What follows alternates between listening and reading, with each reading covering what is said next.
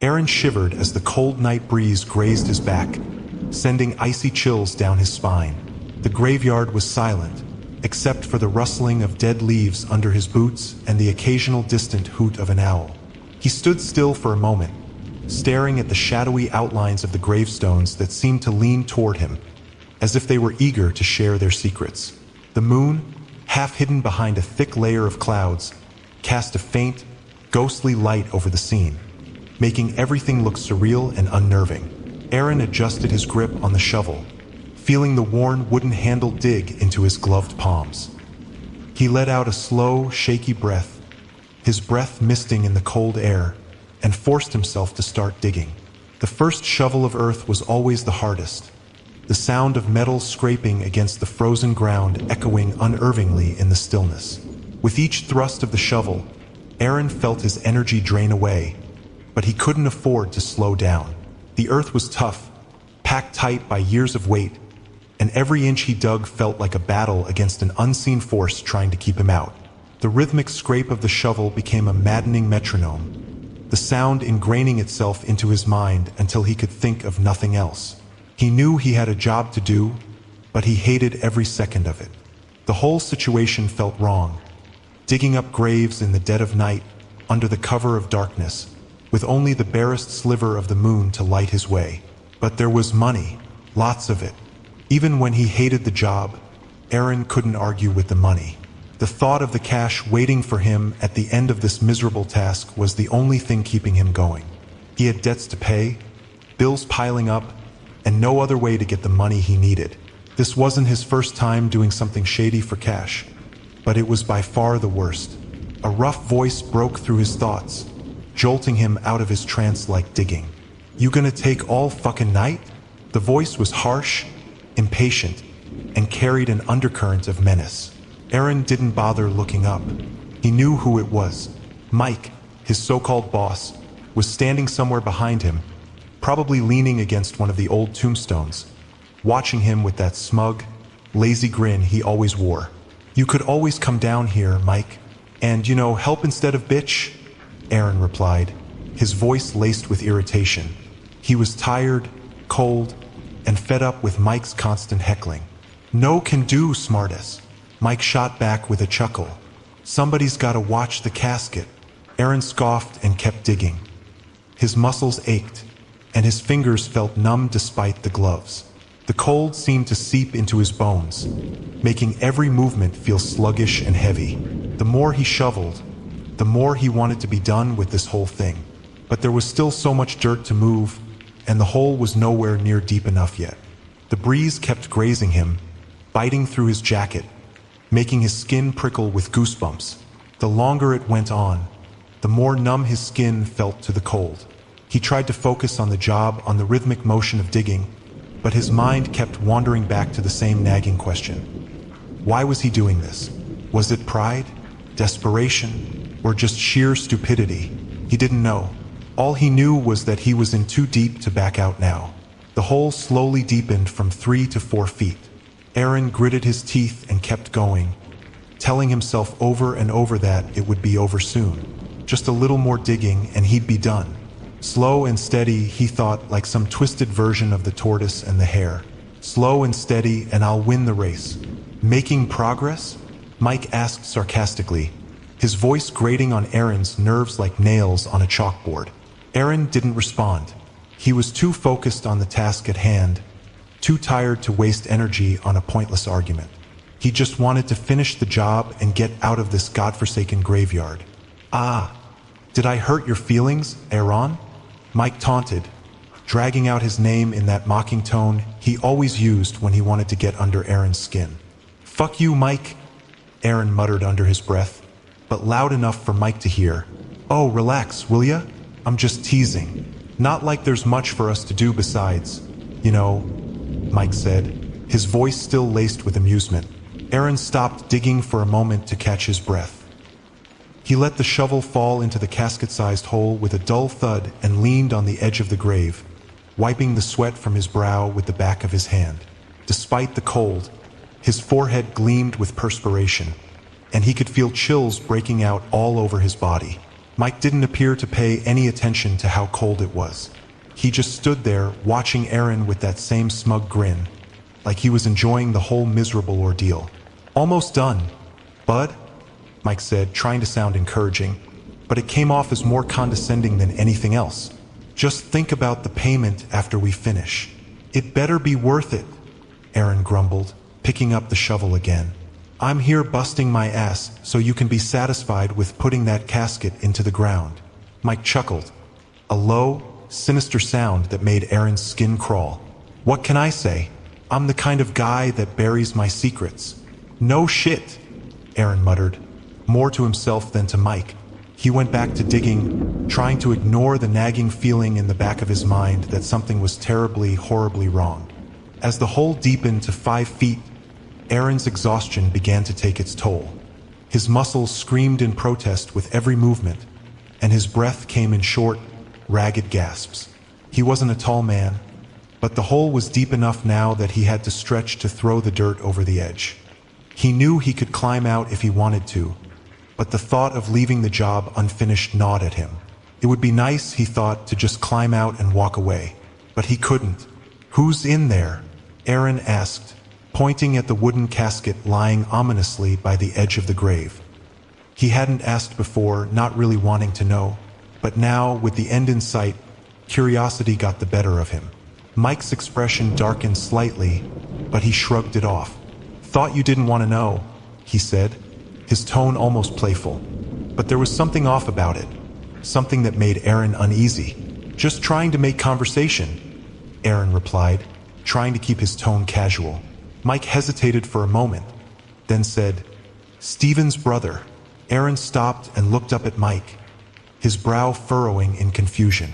"Jesus," he said, the word slipping out before he could stop it. There was something cold and final about the way Mike had said it, like it was no big deal, like burying someone's brother in the middle of the night was just another day at the office. Mike shrugged again, his face expressionless. Bastard had it coming, according to Steve. Aaron didn't know what to say to that.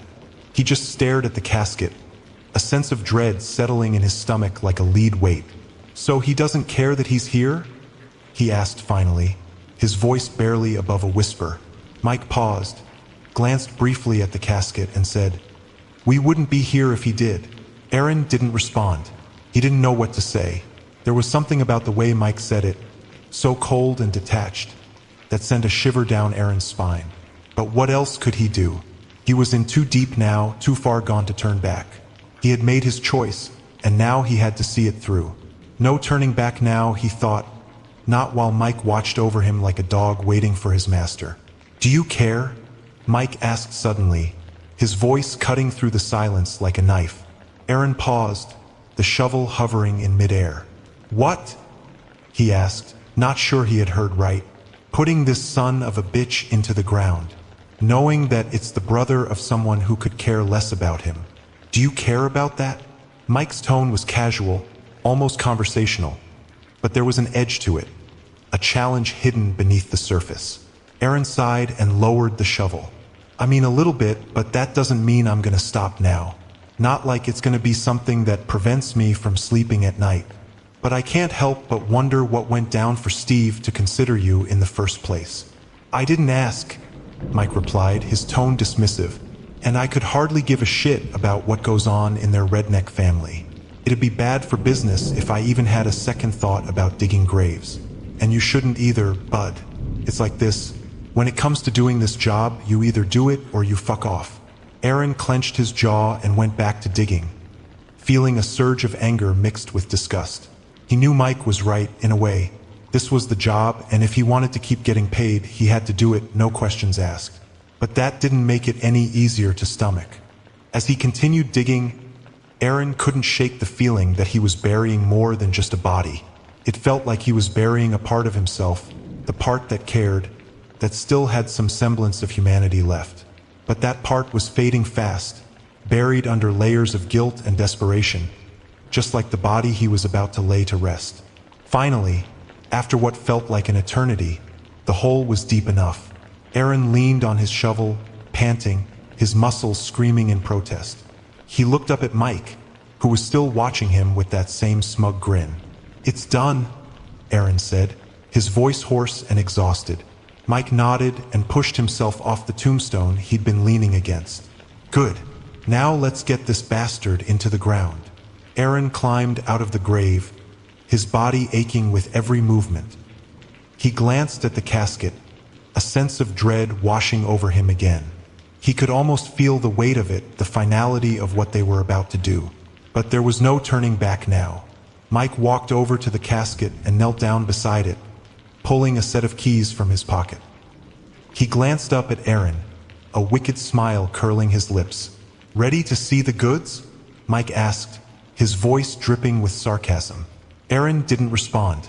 He just stood there, watching as Mike unlocked the casket and slowly lifted the lid. The hinges creaked loudly in the still night air, the sound making Aaron's stomach churn. As the lid opened, Aaron braced himself for the sight of the body inside.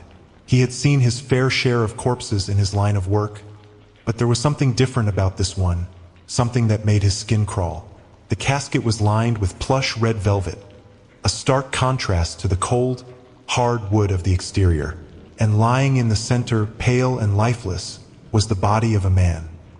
He looked to be in his 30s, with short, dark hair and a face that was almost unnervingly serene, as if he had simply fallen asleep and never woken up. But there was something off about him, something that Aaron couldn't quite put his finger on. His skin was too pale, almost translucent, and his eyes were half open, staring blankly up at the night sky.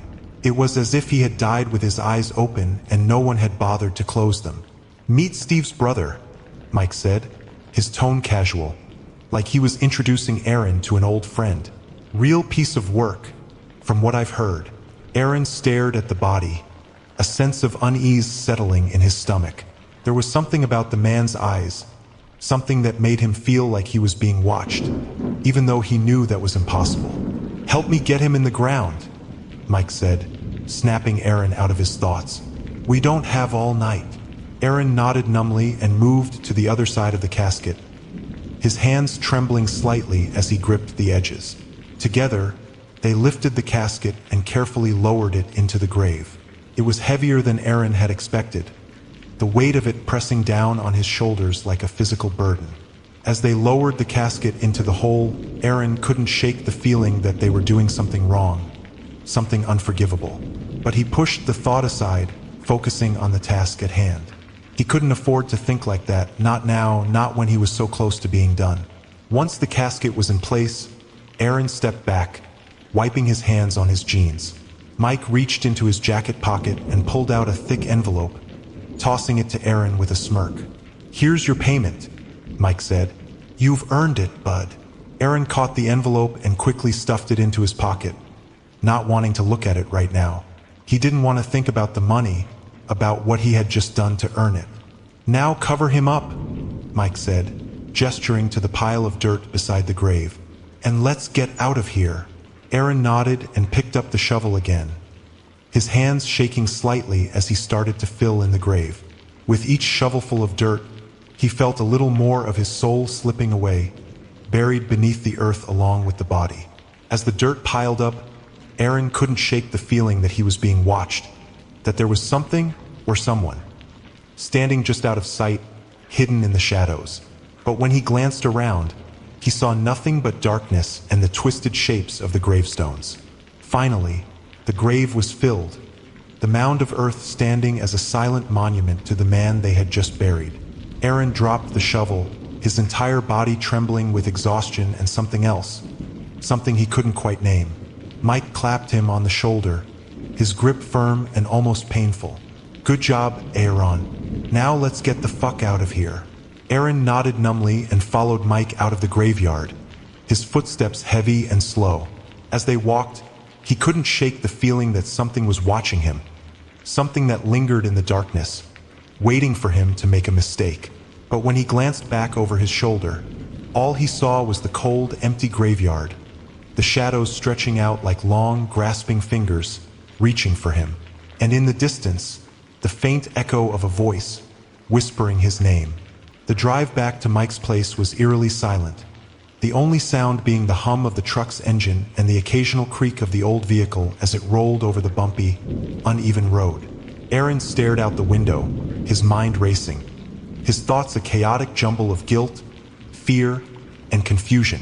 The image of the dead man's half-open eyes haunted him, those lifeless orbs seeming to follow him even now. Mike, however, seemed unfazed. He drove with one hand on the wheel, humming a tuneless melody under his breath, his expression as relaxed as if they had just returned from a casual night out. Aaron glanced at him, a knot of anger and disgust tightening in his chest. How could Mike be so calm, so detached after what they had just done? "Stop looking at me like that," Mike said suddenly, not taking his eyes off the road. "Like what?" Aaron muttered, turning his gaze back to the darkened landscape outside. "Like you're all high and mighty. You knew what you were getting into, Aaron," Mike replied, a hint of a sneer in his voice. "Don't act like you're any better than me. You took the money, didn't you?" Aaron didn't respond. He just tightened his grip on the edge of the seat, his knuckles turning white. He knew Mike was right, but that didn't make it any easier to swallow. "Look, it's just a job," Mike continued, his tone almost casual. "We do what we have to do to survive. Don't start getting all moral on me now. It's a bit late for that, don't you think?" Aaron remained silent, his thoughts too tangled to form a coherent response. He just wanted to get home, to put this whole night behind him and pretend it never happened. But deep down, he knew that wasn't going to be possible. As they pulled up to Mike's rundown house on the outskirts of town, Aaron felt a wave of relief wash over him. He was almost free, almost done with this nightmare. He could go home, take a long, hot shower, and try to wash away the filth of the night, both physical and mental. "Don't be a stranger," Mike said as Aaron climbed out of the truck. "We might need your help again sometime." Aaron forced a tight-lipped smile and nodded, though the thought of ever doing this again made his stomach churn. He slammed the door shut and watched as Mike drove off, the red taillights of the truck disappearing into the night. The walk to his apartment was uneventful, but Aaron couldn't shake the feeling that something was off. Every shadow seemed to move, every creak of a branch or rustle of leaves made him jump. By the time he reached his door, his heart was racing, and his skin was slick with cold sweat. Inside, the apartment was dark and silent, just as he had left it. Aaron locked the door behind him, bolted it, and double-checked the windows to make sure they were secure. Only then did he allow himself to breathe a little easier. He tossed his jacket onto the worn-out couch and headed to the bathroom. He needed a shower, needed to wash off the dirt and grime that seemed to cling to him like a second skin. The hot water was a welcome relief, the steam filling the small bathroom as he scrubbed his skin raw.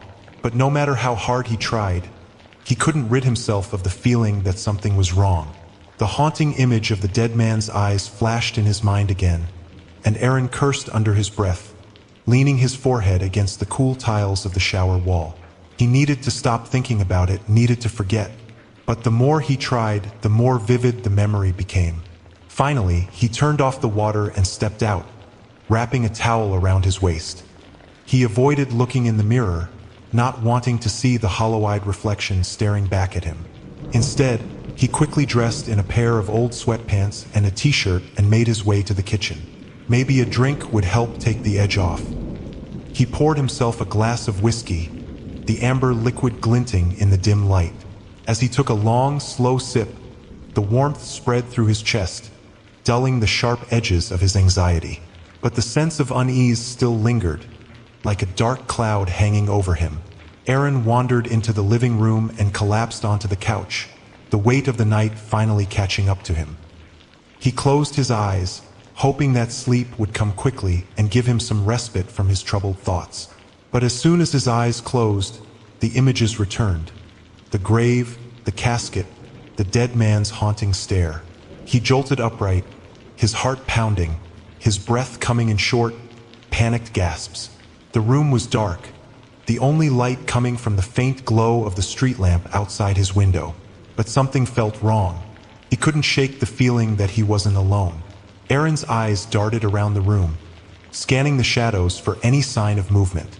But everything was still, the silence almost suffocating. He rubbed his eyes, trying to convince himself that it was just his mind playing tricks on him, that the stress of the night was making him paranoid. But then he heard it, a faint, almost imperceptible whisper. It was so soft that he thought he might have imagined it. But then it came again, a low, breathy sound that sent chills down his spine. "Aaron!" He froze, his blood turning to ice. The whisper was so close, like someone was standing right behind him, murmuring in his ear. He whipped around, his heart hammering in his chest, but there was no one there. The room was empty, just as it had been a moment ago. "Aaron!" The voice came again, louder this time, more insistent. Aaron's breath caught in his throat, his mind racing as he tried to make sense of what was happening. He was alone, he had locked the door, checked the windows. No one could have gotten in. So where was the voice coming from? "Aaron!" He jumped to his feet, the glass of whiskey slipping from his hand and shattering on the floor. His eyes darted around the room, searching for the source of the voice. But there was nothing but darkness and shadows. "Who's there?" he demanded, his voice trembling despite his efforts to sound strong. There was no response, just the eerie silence that filled the room like a thick fog. Aaron's heart pounded in his chest, his pulse echoing in his ears. He felt like he was losing his mind, like the events of the night had pushed him to the brink of sanity.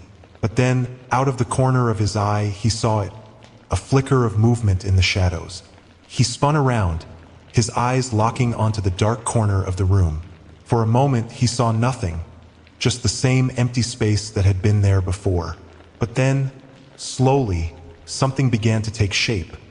A dark figure, barely visible against the blackness of the room.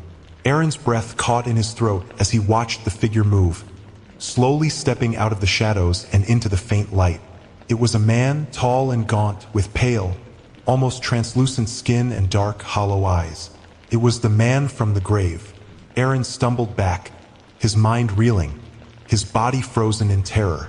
The figure stared at him with those lifeless eyes, unblinking, unmoving. There was something wrong with him, something unnatural, as if he didn't belong in this world. "Aaron?" the figure whispered, its voice low and haunting, like the wind rustling through dead leaves. Aaron's legs gave out, and he collapsed onto the couch, his mind racing, his heart pounding in his chest. This couldn't be real. It had to be a nightmare, a hallucination brought on by the stress of the night. But no matter how hard he tried to convince himself, he couldn't shake the feeling that what he was seeing was real. The figure took another step forward, its movements slow and deliberate, as if it was savoring every moment. Aaron could feel the cold radiating off the figure, a chill that seemed to seep into his bones, freezing him in place. "Why?" the figure whispered, its voice barely more than a breath. "Why did you do it?" Aaron's mind raced, trying to make sense of the question. But all he could think about was the grave, the casket, the dead man's eyes. He had buried the body, followed Mike's orders without question. But now it seemed like there was a price to pay. I didn't have a choice," Aaron stammered, his voice trembling with fear. I didn't know this would happen." The figure tilted its head slightly, as if considering Aaron's words. But there was no emotion in its expression, no hint of understanding or forgiveness, just that same cold, empty stare. "You could have stopped," the figure said, its voice growing louder, more insistent. "You could have walked away." "I couldn't," Aaron cried, his voice breaking. "I needed the money. I didn't have a choice." The figure took another step forward, its eyes boring into Aaron's soul. "And now you will pay." Aaron's breath caught in his throat, his mind spinning as he tried to make sense of what was happening. But before he could react, the figure lunged at him, its cold, bony hands reaching out, grabbing him by the throat.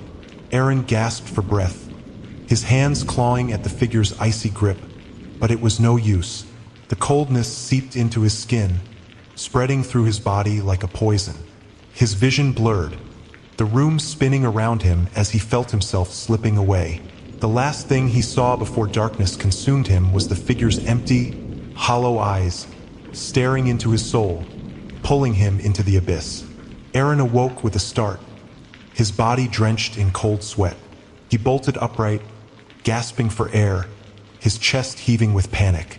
The room was dark, the only light coming from the dim street lamp outside, casting eerie shadows across the walls. His heart pounded in his ears, the memory of the figure's icy grip still fresh in his mind. But as his eyes adjusted to the darkness, he realized he was alone. The figure was gone, the oppressive presence that had filled the room now replaced by an unsettling silence. Aaron rubbed his throat, expecting to feel the bruises left by those cold, bony hands, but his skin was smooth, unmarked. Had it all been a nightmare? A product of his guilty conscience? He wanted to believe that, but deep down he knew better. There was something real about what he had experienced, something that went beyond the realm of nightmares. The fear that clung to him now wasn't just from a bad dream. It was something more, something darker. Aaron stumbled out of bed, his legs shaky and weak, and made his way to the bathroom. He splashed cold water on his face, trying to shake off the lingering terror, but it did little to calm his racing heart.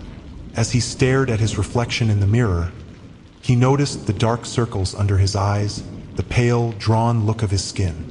He barely recognized himself. The events of the night weighed heavily on him, a suffocating burden that he couldn't escape. He had been involved in something terrible, something that went beyond mere grave digging.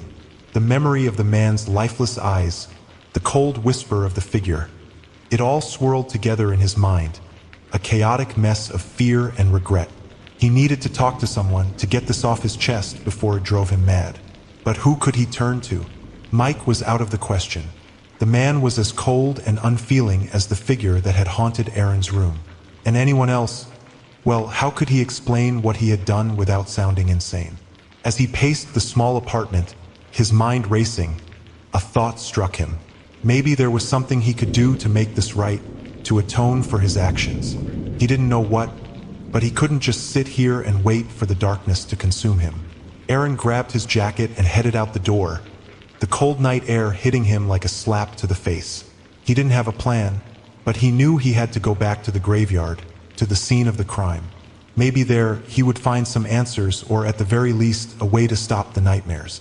The streets were empty as he walked, the only sound the crunch of gravel beneath his feet. The town seemed different now, darker, more foreboding. Every shadow felt like it was watching him, every rustle of leaves like a whisper of something sinister lurking just out of sight. By the time he reached the graveyard, the moon had dipped behind a thick blanket of clouds, casting the cemetery in an impenetrable darkness. Aaron hesitated at the entrance, a sense of dread washing over him. The iron gate creaked as he pushed it open, the sound echoing through the silent night like a ghostly wail. He made his way through the rows of tombstones, his footsteps slow and deliberate, his heart pounding in his chest. The graveyard was eerily still, the only movement the swaying of the dead trees in the faint breeze. It felt like the place was holding its breath, waiting for something to happen. Finally, he reached the spot where they had dug the grave. The fresh dirt was still piled high, the ground disturbed by their hasty work. Aaron stared at the mound of earth, the memory of what they had done here playing out in his mind like a twisted film. He knelt down, his fingers brushing against the cold dirt, and whispered a quiet apology to the man they had buried alive. It felt hollow, meaningless, but he didn't know what else to do. What could he say that would ever make up for what he had done? As he stood up, he felt a chill run down his spine, the hairs on the back of his neck standing on end. He wasn't alone. Aaron turned slowly, his breath catching in his throat as he saw the figure standing just a few feet away, its hollow eyes glowing faintly in the darkness. The same figure from his apartment, the one that had haunted his nightmares. It didn't move, didn't speak, just stood there, its empty gaze locked on him. The coldness radiating from the figure was almost unbearable, seeping into Aaron's bones, freezing him in place. "What do you want?" Aaron managed to whisper, his voice trembling with fear. The figure didn't respond, but the air around it seemed to grow colder, the darkness deepening as if the night itself was closing in on Aaron. He could feel the weight of the figure's stare, its silent judgment pressing down on him like a heavy burden. "You shouldn't have done it," a voice whispered, though the figure's lips didn't move. The sound seemed to come from everywhere and nowhere at once, a disembodied echo that sent shivers down Aaron's spine. I didn't have a choice," Aaron stammered, his voice barely more than a breath. "I needed the money." The figure took a step closer, the coldness intensifying, making it hard for Aaron to breathe. "You always have a choice," the voice said, colder and more menacing than before. "And you chose wrong." Aaron felt a surge of panic, his mind racing as he tried to think of something, anything, that could appease the figure, that could make this nightmare end. But no words came to him, just the overwhelming sense of dread that he had made a terrible, irreversible mistake. "Please," he whispered, his voice cracking with desperation. "I'm sorry.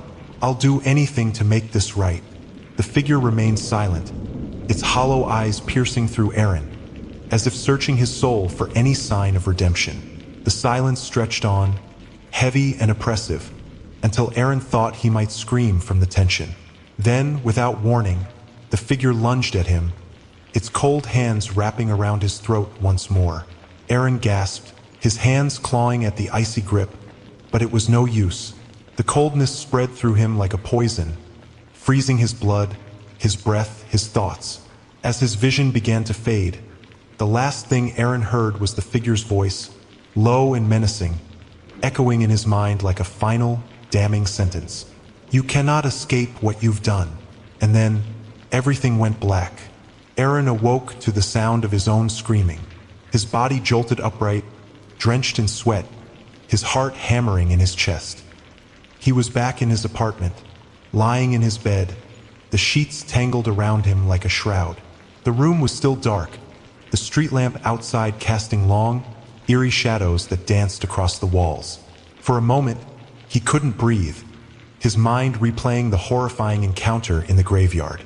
The figure's cold grip, its hollow eyes, the bone-chilling voice that had echoed in his mind. It all felt so real. But was it? Was any of it real? Or was his mind playing tricks on him, punishing him for the terrible things he had done? Aaron stumbled out of bed, his legs weak and shaky.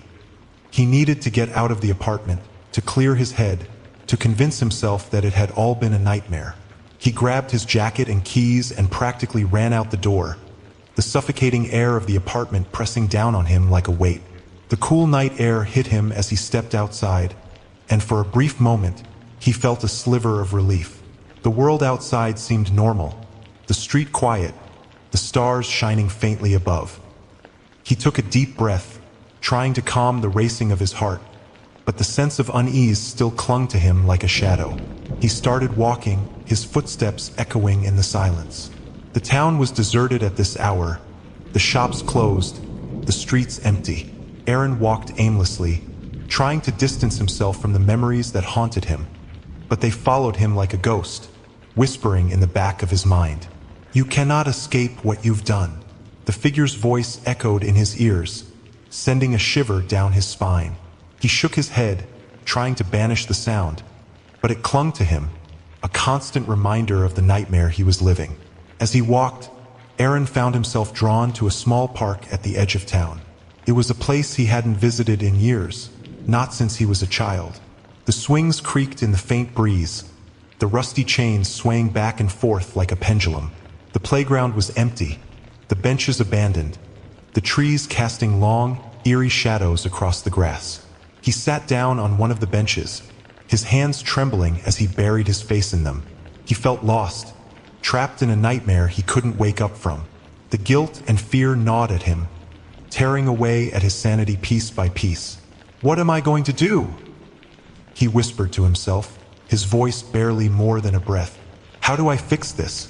But there was no answer, just the creaking of the swings and the rustling of the leaves. The silence pressed down on him, the weight of his actions threatening to crush him. As he sat there, his mind racing, he heard a faint sound, a soft rustling coming from the trees behind him. He froze, his heart skipping a beat. The sound grew louder, closer, like something was moving through the shadows, circling him, watching him. He turned slowly, his eyes scanning the darkness, but he saw nothing. Just the empty park, the swaying trees, the shadows that seemed to stretch and twist unnaturally. But the feeling of being watched persisted, the hairs on the back of his neck standing on end. "Aaron!" The voice was soft, almost a whisper, but it sent a jolt of fear through him. He spun around, his eyes wide, but there was no one there, just the empty swings, the darkened playground, the shadows that seemed to close in around him. He stumbled to his feet, backing away from the bench, his heart pounding in his chest. The voice had been real, he was sure of it, but where had it come from, and who knew what had spoken it? "Aaron!" The voice came again, closer this time, more insistent. It seemed to come from all around him, echoing in the darkness, wrapping around him like a cold, clammy hand. He turned in every direction, but there was nothing, just the suffocating darkness that seemed to swallow him whole. He broke into a run, his breath coming in ragged gasps as he fled the park. The voice followed him, whispering his name, taunting him, mocking him. It echoed in his mind, a constant reminder of the horrors he couldn't escape. By the time he reached his apartment, he was breathless, his legs trembling with exhaustion. He slammed the door shut behind him, locking it with shaking hands. The apartment was dark and silent, but the sense of dread followed him inside, lingering in the corners, hiding in the shadows. Aaron collapsed onto the couch, his heart racing, his mind spinning. He was losing his grip on reality, the lines between the nightmare and the real world blurring beyond recognition. He couldn't shake the feeling that something was watching him, waiting for the right moment to strike. He needed to talk to someone, to tell them what was happening, but who could he turn to? Who would believe him? And even if they did, what could they possibly do to help him? As he sat there, trying to calm his racing thoughts, he heard a faint sound coming from the bedroom. It was a soft creaking, like the sound of a door slowly opening. He froze, his breath catching in his throat. The apartment was supposed to be empty. He was alone. But that sound, it was coming from inside his own home. "Aaron!" The voice was louder this time, closer. It was coming from the bedroom, from the darkness that filled the room. His heart pounded in his chest as he stood up, his legs weak and shaky. He didn't want to go in there, didn't want to face whatever was waiting for him. But he couldn't just sit here and wait for it to come to him. He took a deep breath, steeling himself, and slowly made his way to the bedroom. The door was ajar, the darkness inside thick and impenetrable.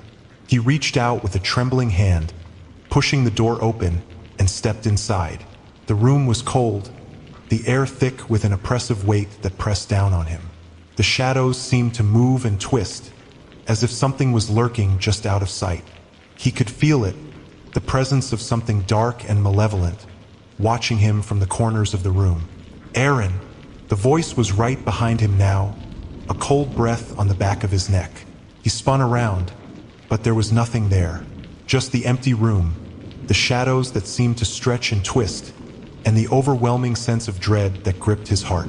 He backed away, his breath coming in short, panicked gasps. The walls seemed to close in around him, the darkness swallowing him whole. He was trapped, surrounded by the horrors he had unleashed. As he stumbled back, his hand brushed against something cold and solid. He turned to see a figure standing in the corner of the room, its hollow eyes staring into his soul. It was the figure from the graveyard, the one that had haunted his nightmares. It was real, standing before him, its presence filling the room with an unbearable coldness. "Aaron?" It whispered, its voice echoing in his mind, a chilling reminder of his sins. He tried to scream, but no sound came out. The darkness closed in around him, the figure's cold, bony hands reaching out, wrapping around his throat. As the world faded to black, the last thing Aaron heard was the figure's voice, low and menacing, sealing his fate. "You cannot escape what you've done." Aaron awoke to the sound of his own screaming. His body jolted upright, drenched in sweat, his heart hammering in his chest. He was back in his apartment, lying in his bed, the sheets tangled around him like a shroud. The room was still dark, the street lamp outside casting long, eerie shadows that danced across the walls. For a moment, he couldn't breathe, his mind replaying the horrifying encounter in the graveyard. The figure's cold grip, its hollow eyes, the bone-chilling voice that had echoed in his mind. It all felt so real. But was it? Was any of it real? Or was his mind playing tricks on him, punishing him for the terrible things he had done? Aaron stumbled out of bed, his legs weak and shaky. He needed to get out of the apartment, to clear his head, to convince himself that it had all been a nightmare. He grabbed his jacket and keys and practically ran out the door, the suffocating air of the apartment pressing down on him like a weight. The cool night air hit him as he stepped outside, and for a brief moment, he felt a sliver of relief. The world outside seemed normal, the street quiet, the stars shining faintly above. He took a deep breath, trying to calm the racing of his heart, but the sense of unease still clung to him like a shadow. He started walking, his footsteps echoing in the silence. The town was deserted at this hour, the shops closed, the streets empty. Aaron walked aimlessly, trying to distance himself from the memories that haunted him, but they followed him like a ghost, whispering in the back of his mind. "You cannot escape what you've done." The figure's voice echoed in his ears, sending a shiver down his spine. He shook his head, trying to banish the sound, but it clung to him, a constant reminder of the nightmare he was living. As he walked, Aaron found himself drawn to a small park at the edge of town. It was a place he hadn't visited in years, not since he was a child. The swings creaked in the faint breeze, the rusty chains swaying back and forth like a pendulum. The playground was empty, the benches abandoned, the trees casting long, eerie shadows across the grass. He sat down on one of the benches, his hands trembling as he buried his face in them. He felt lost, trapped in a nightmare he couldn't wake up from. The guilt and fear gnawed at him, tearing away at his sanity piece by piece. "What am I going to do?" he whispered to himself, his voice barely more than a breath. "How do I fix this?" But there was no answer, just the creaking of the swings and the rustling of the leaves. The silence pressed down on him, the weight of his actions threatening to crush him. As he sat there, his mind racing, he heard a faint sound, a soft rustling coming from the trees behind him. He froze, his heart skipping a beat. The sound grew louder, closer, like something was moving through the shadows, circling him, watching him. He turned slowly, his eyes scanning the darkness, but he saw nothing. Just the empty park, the swaying trees, the shadows that seemed to stretch and twist unnaturally. But the feeling of being watched persisted, the hairs on the back of his neck standing on end. "Aaron!" The voice was soft, almost a whisper, but it sent a jolt of fear through him.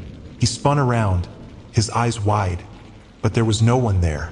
Just the empty swings, the darkened playground, the shadows that seemed to close in around him. He stumbled to his feet, backing away from the bench, his heart pounding in his chest. The voice had been real, he was sure of it. But where had it come from? And who knew what had spoken it? "Aaron!"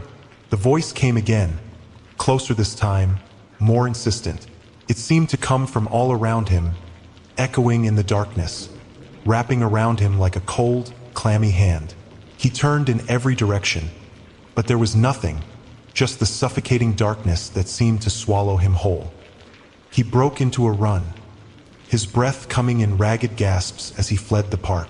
The voice followed him, whispering his name, taunting him, mocking him. It echoed in his mind, a constant reminder of the horrors he couldn't escape. By the time he reached his apartment, he was breathless, his legs trembling with exhaustion. He slammed the door shut behind him, locking it with shaking hands. The apartment was dark and silent, but the sense of dread followed him inside, lingering in the corners, hiding in the shadows. Aaron collapsed onto the couch, his heart racing, his mind spinning. He was losing his grip on reality, the lines between the nightmare and the real world blurring beyond recognition. He couldn't shake the feeling that something was watching him, waiting for the right moment to strike. He needed to talk to someone, to tell them what was happening, but who could he turn to?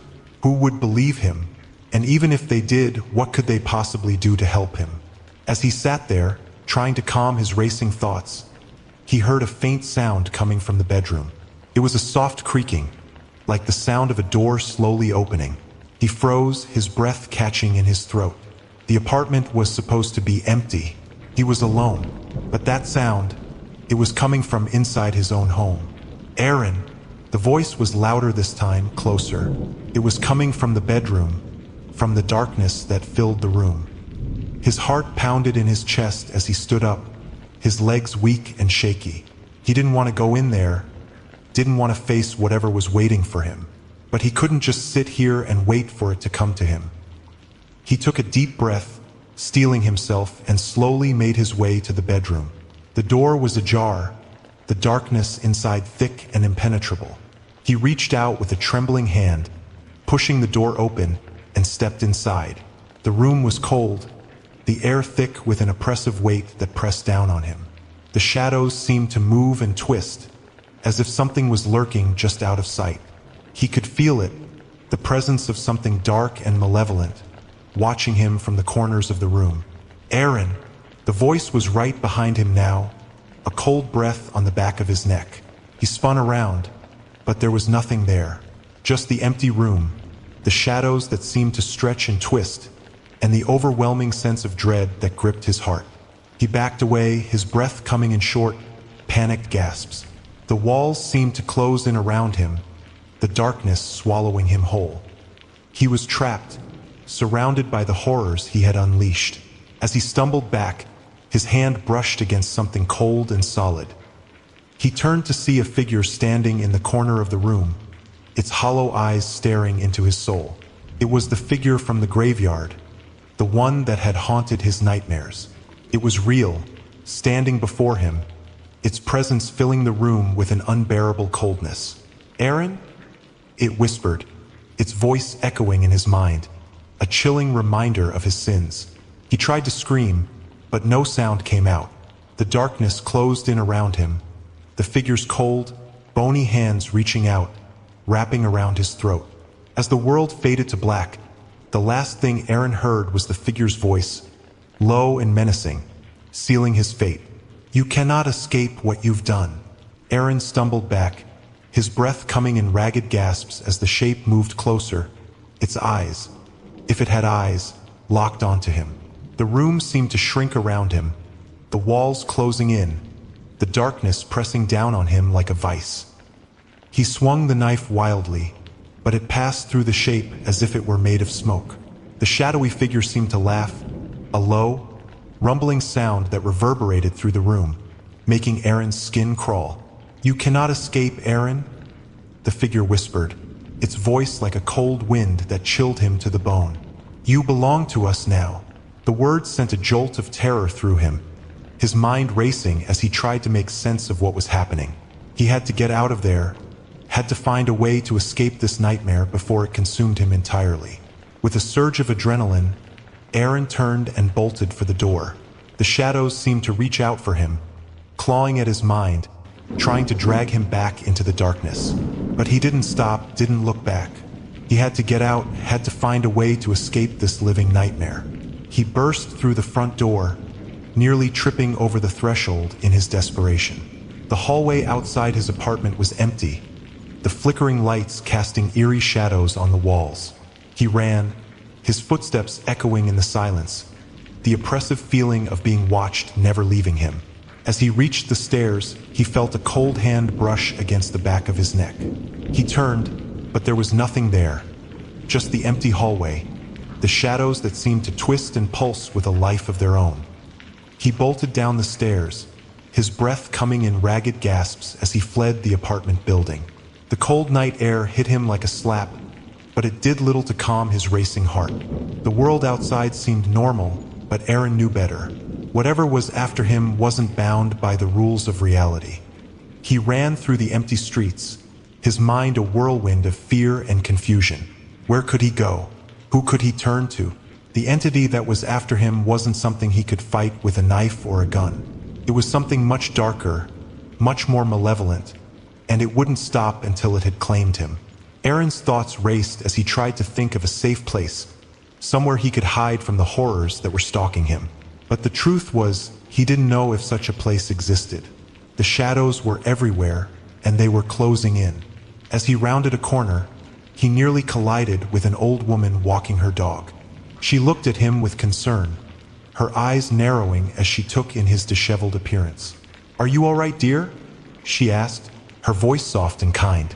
Aaron opened his mouth to respond, but the words caught in his throat. How could he explain what was happening to him? How could he make her understand the terror that was consuming him? Before he could say anything, the dog, a large black German shepherd, began growling, its hackles raised. It stared at Aaron with intense, glowing eyes, its body tense as if ready to pounce. The old woman looked down at her dog, her expression turning to one of concern. "Baxter, what's wrong?" she asked, trying to calm the animal.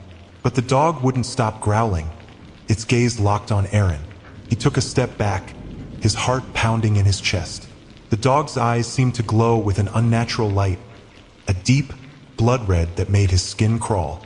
The old woman looked back at Aaron, her eyes widening in realization. You're marked," she whispered, her voice trembling with fear. "They're coming for you." Aaron felt a cold shiver run down his spine. "What do you mean?" he asked, his voice shaking. But before the old woman could answer, a shadow passed over them, plunging the street into darkness. Aaron looked up, his breath catching in his throat as he saw the figure from his nightmares standing at the end of the street, its hollow eyes locked onto him. The old woman gasped, her hand flying to her mouth as she took a step back, pulling her dog with her. "You need to run," she said, her voice barely more than a whisper. "Run, and don't look back." Aaron didn't need to be told twice. He turned and fled, the sound of the dog's growling and the woman's whispered prayers following him into the night.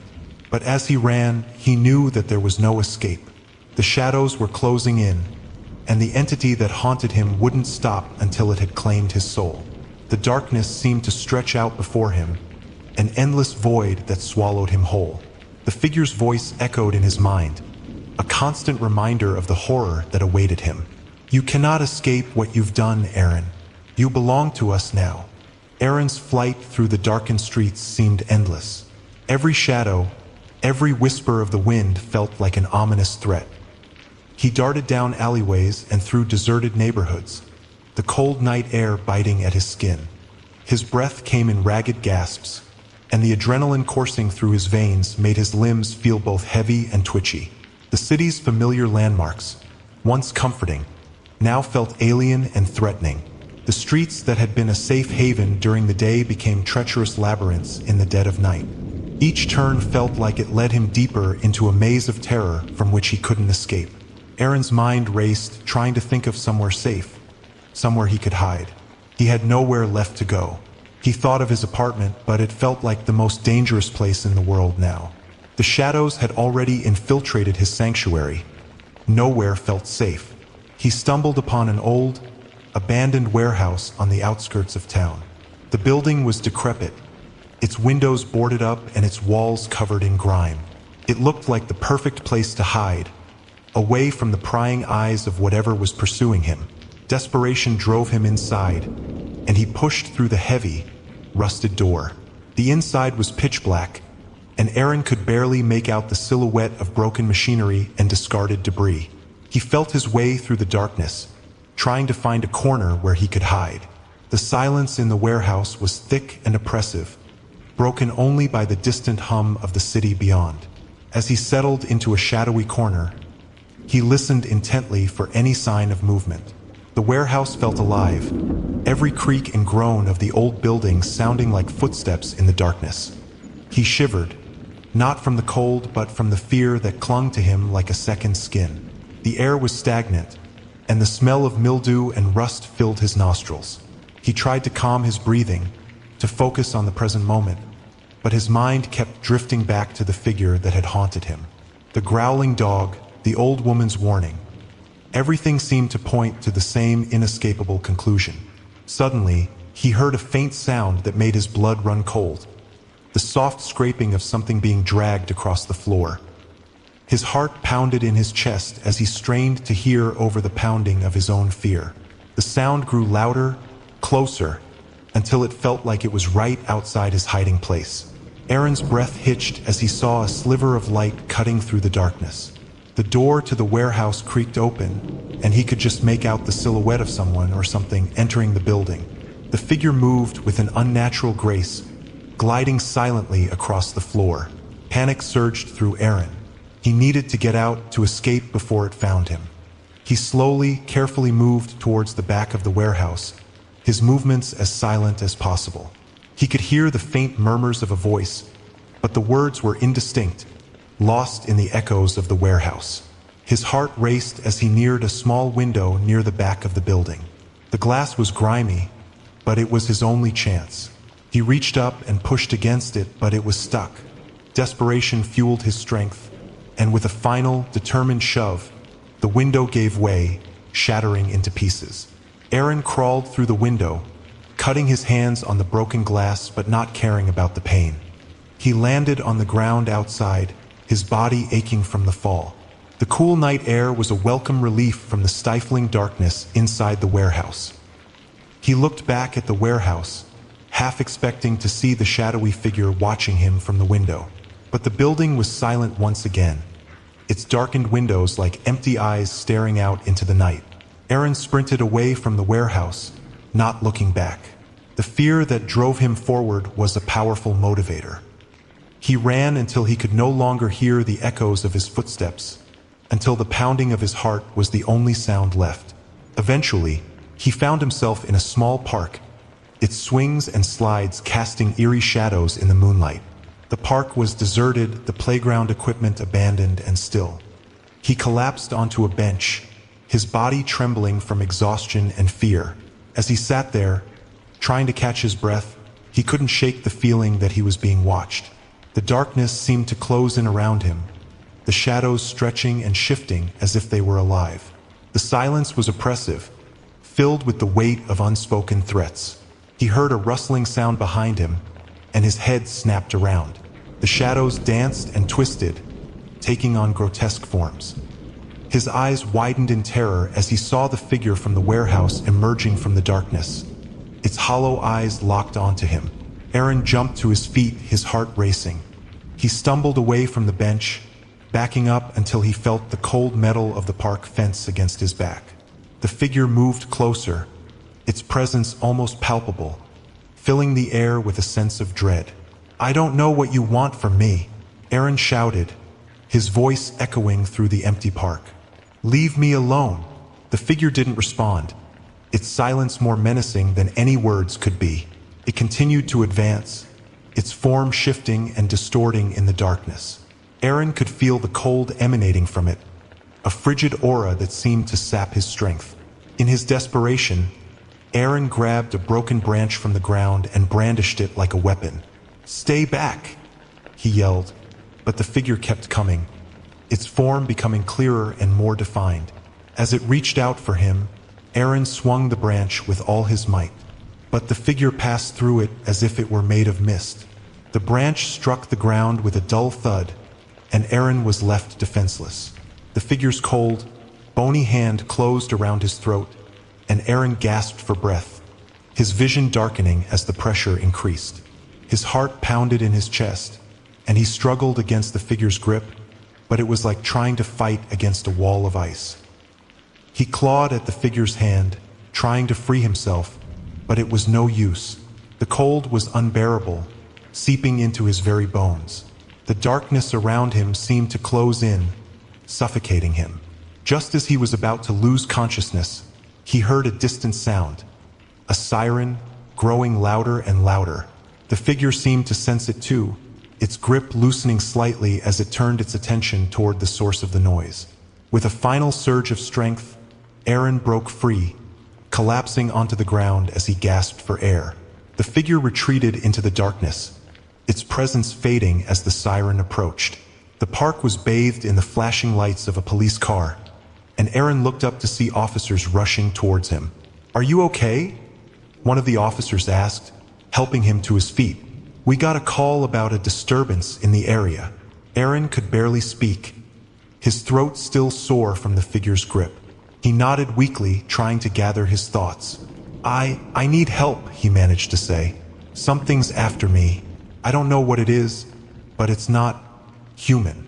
The officer looked at him with concern, and Aaron could see the skepticism in his eyes. "All right, let's get you somewhere safe," the officer said. "We'll look into this." As they guided him away from the park and into the safety of the police car, Aaron couldn't shake the feeling that the nightmare wasn't over. The figure had retreated for now, but he knew it wouldn't be long before it found him again.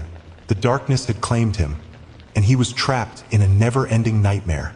The police car's interior was a stark contrast to the dark, oppressive night.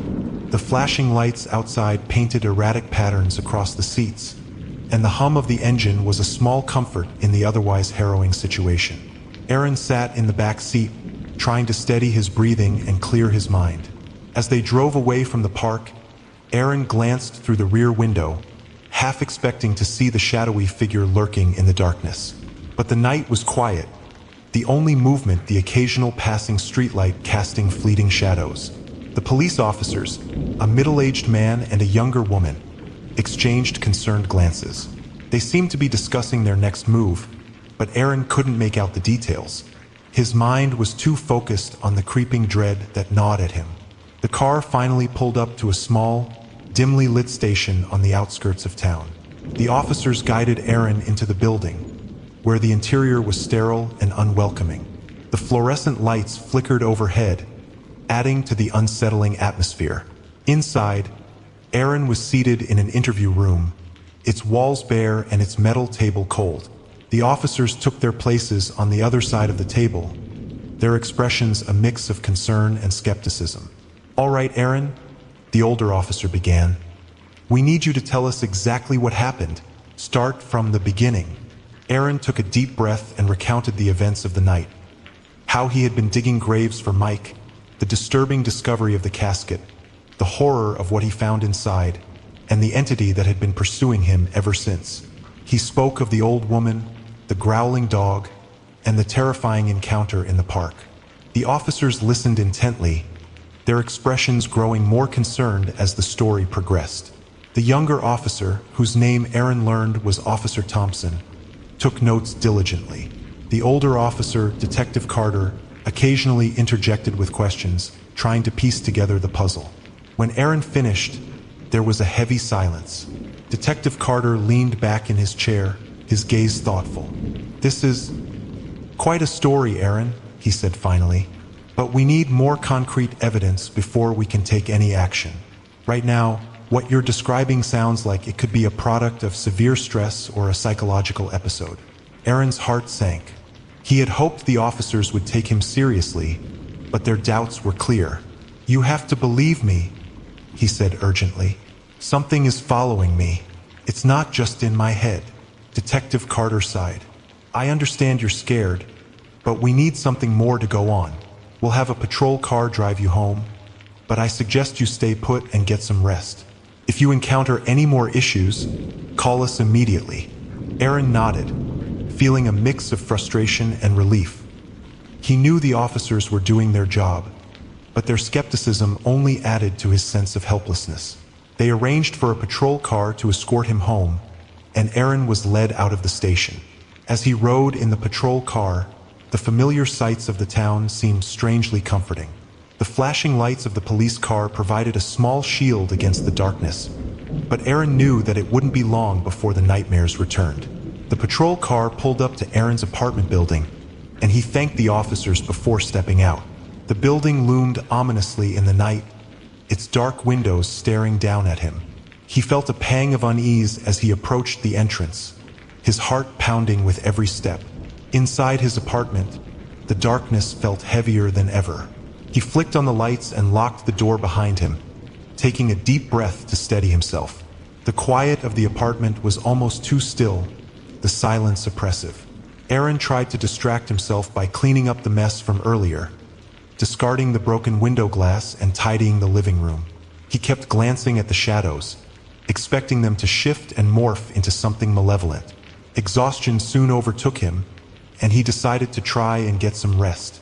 He lay down on his bed, But sleep was elusive. Every creak of the building, every gust of wind outside seemed amplified in the stillness. His mind replayed the night's events, and he couldn't shake the feeling that the entity was still out there, waiting. As the hours ticked by, Aaron's fear grew. He knew he couldn't stay in his apartment forever. The entity's grip on him felt stronger, and he could sense its malevolence seeping into every corner of his life. He needed answers, and he needed to find a way to confront the darkness that haunted him. Aaron's days blurred into one another, the unrelenting fear and exhaustion creating a constant, oppressive haze. He tried to maintain a sense of normalcy, but his efforts were in vain. Every sound, every shadow seemed to whisper threats, and the darkness felt like it was closing in tighter with each passing hour. One afternoon, Aaron decided to visit the local library, hoping that the quiet environment and the presence of others might provide some respite. He needed answers, and the library's extensive collection of books on local history, folklore, and the occult might offer clues. The library was a vast, labyrinthine space filled with dusty bookshelves and old, musty tomes. The air was cool and dry, and the silence was a welcome change from the cacophony of his anxiety-ridden thoughts. Aaron wandered through the aisles, searching for anything that might help him understand the entity he was dealing with. He started with the section on local history, hoping to find information on the town's past and any unusual occurrences. He came across records of strange events and unexplained phenomena, but nothing that directly related to his situation. His frustration grew, and he began to feel as if he were chasing ghosts. Determined not to give up, Aaron shifted his focus to books on folklore and the occult. He pulled out several volumes on black magic, curses, and supernatural entities. One book in particular caught his eye, a worn, leather-bound volume titled The Dark Arts and Their Consequences. The book looked ancient, its cover etched with intricate symbols that seemed to pulse with an eerie energy. Aaron opened the book and began to read. The text was dense and filled with complex rituals and arcane knowledge, but he skimmed through it, searching for anything relevant. As he read, he came across a chapter on the shadowed entity, a creature said to haunt those who have disturbed the dead or broken sacred oaths. The description matched Aaron's experience almost perfectly. The shadowed entity was said to be a malevolent force that thrived on fear and despair, often appearing as a dark, formless figure with an insatiable hunger for suffering. The book detailed various ways the entity could be summoned or repelled, but the methods were both obscure and dangerous. Aaron's heart raced as he read about the entity's ability to manipulate shadows and cause psychological distress. It seemed that the more afraid the victim became, the stronger the entity grew. The book also mentioned that the only way to banish the entity was to confront it directly and make a binding pact with a powerful force of light or a higher power. The information was both enlightening and horrifying. Aaron felt a mix of relief and dread. He had found a possible explanation for the terror he was facing, but the solution seemed almost impossible to achieve. As he continued to read, he was interrupted by a sudden, chilling sensation. He looked up to see a shadowy figure standing between the rows of bookshelves. The figure was indistinct, blending into the darkness, but Aaron could feel its presence like a cold breath on his neck. Panicked, Aaron slammed the book shut and backed away, his mind racing. The figure remained still, its eyes, if it had any, fixed on him. The library, which had felt like a sanctuary, now seemed like a prison. "Who's there?" Aaron called out, trying to sound more confident than he felt. His voice wavered, betraying his fear. The figure didn't move or respond. It seemed to be studying him, waiting for him to make a move. Aaron's heart pounded, and he felt an overwhelming urge to flee. But he forced himself to stay calm and approached the front desk. The librarian, an elderly woman with a kindly face, looked up from her work. "Can I help you?" she asked. Aaron glanced back at the shelves, but the figure had vanished. The library seemed normal again, its oppressive atmosphere replaced by a sense of quiet solitude. I think I need to leave," Aaron said, his voice trembling. "I'm not feeling well." The librarian nodded, her expression showing concern. "All right, take care of yourself. If you need anything, we're here." Aaron thanked her and hurried out of the library, the cold air outside doing little to calm his racing heart. He knew he had to find more information and prepare himself for whatever was coming next. The figure in the library was a clear sign that the entity was growing bolder, its influence spreading into every aspect of his life. Back at his apartment, Aaron tried to calm himself. He reviewed the notes he had taken from the book, focusing on the methods to confront and possibly banish the shadowed entity. The rituals were complex and required specific items and conditions, but he felt a sense of determination growing within him. He decided to seek help from someone who might understand more about the occult. He contacted a local historian who had written several books on the supernatural, hoping that their expertise might provide additional insight or guidance. As night fell, Aaron prepared for what he hoped would be a breakthrough. He knew the darkness was closing in, but he was determined to fight back, to confront the entity head-on and reclaim his life from the shadows. Aaron's nights were plagued by nightmares that bled into his waking hours. The once familiar confines of his apartment now seemed alien and hostile, the shadows stretching and twisting with malevolent intent. The chilling encounters with the shadowed entity had left him on edge, his only solace being the faint hope that he might find a way to banish it. The historian he had contacted, Dr. Lydia Matthews, was known for her expertise in the occult and local folklore.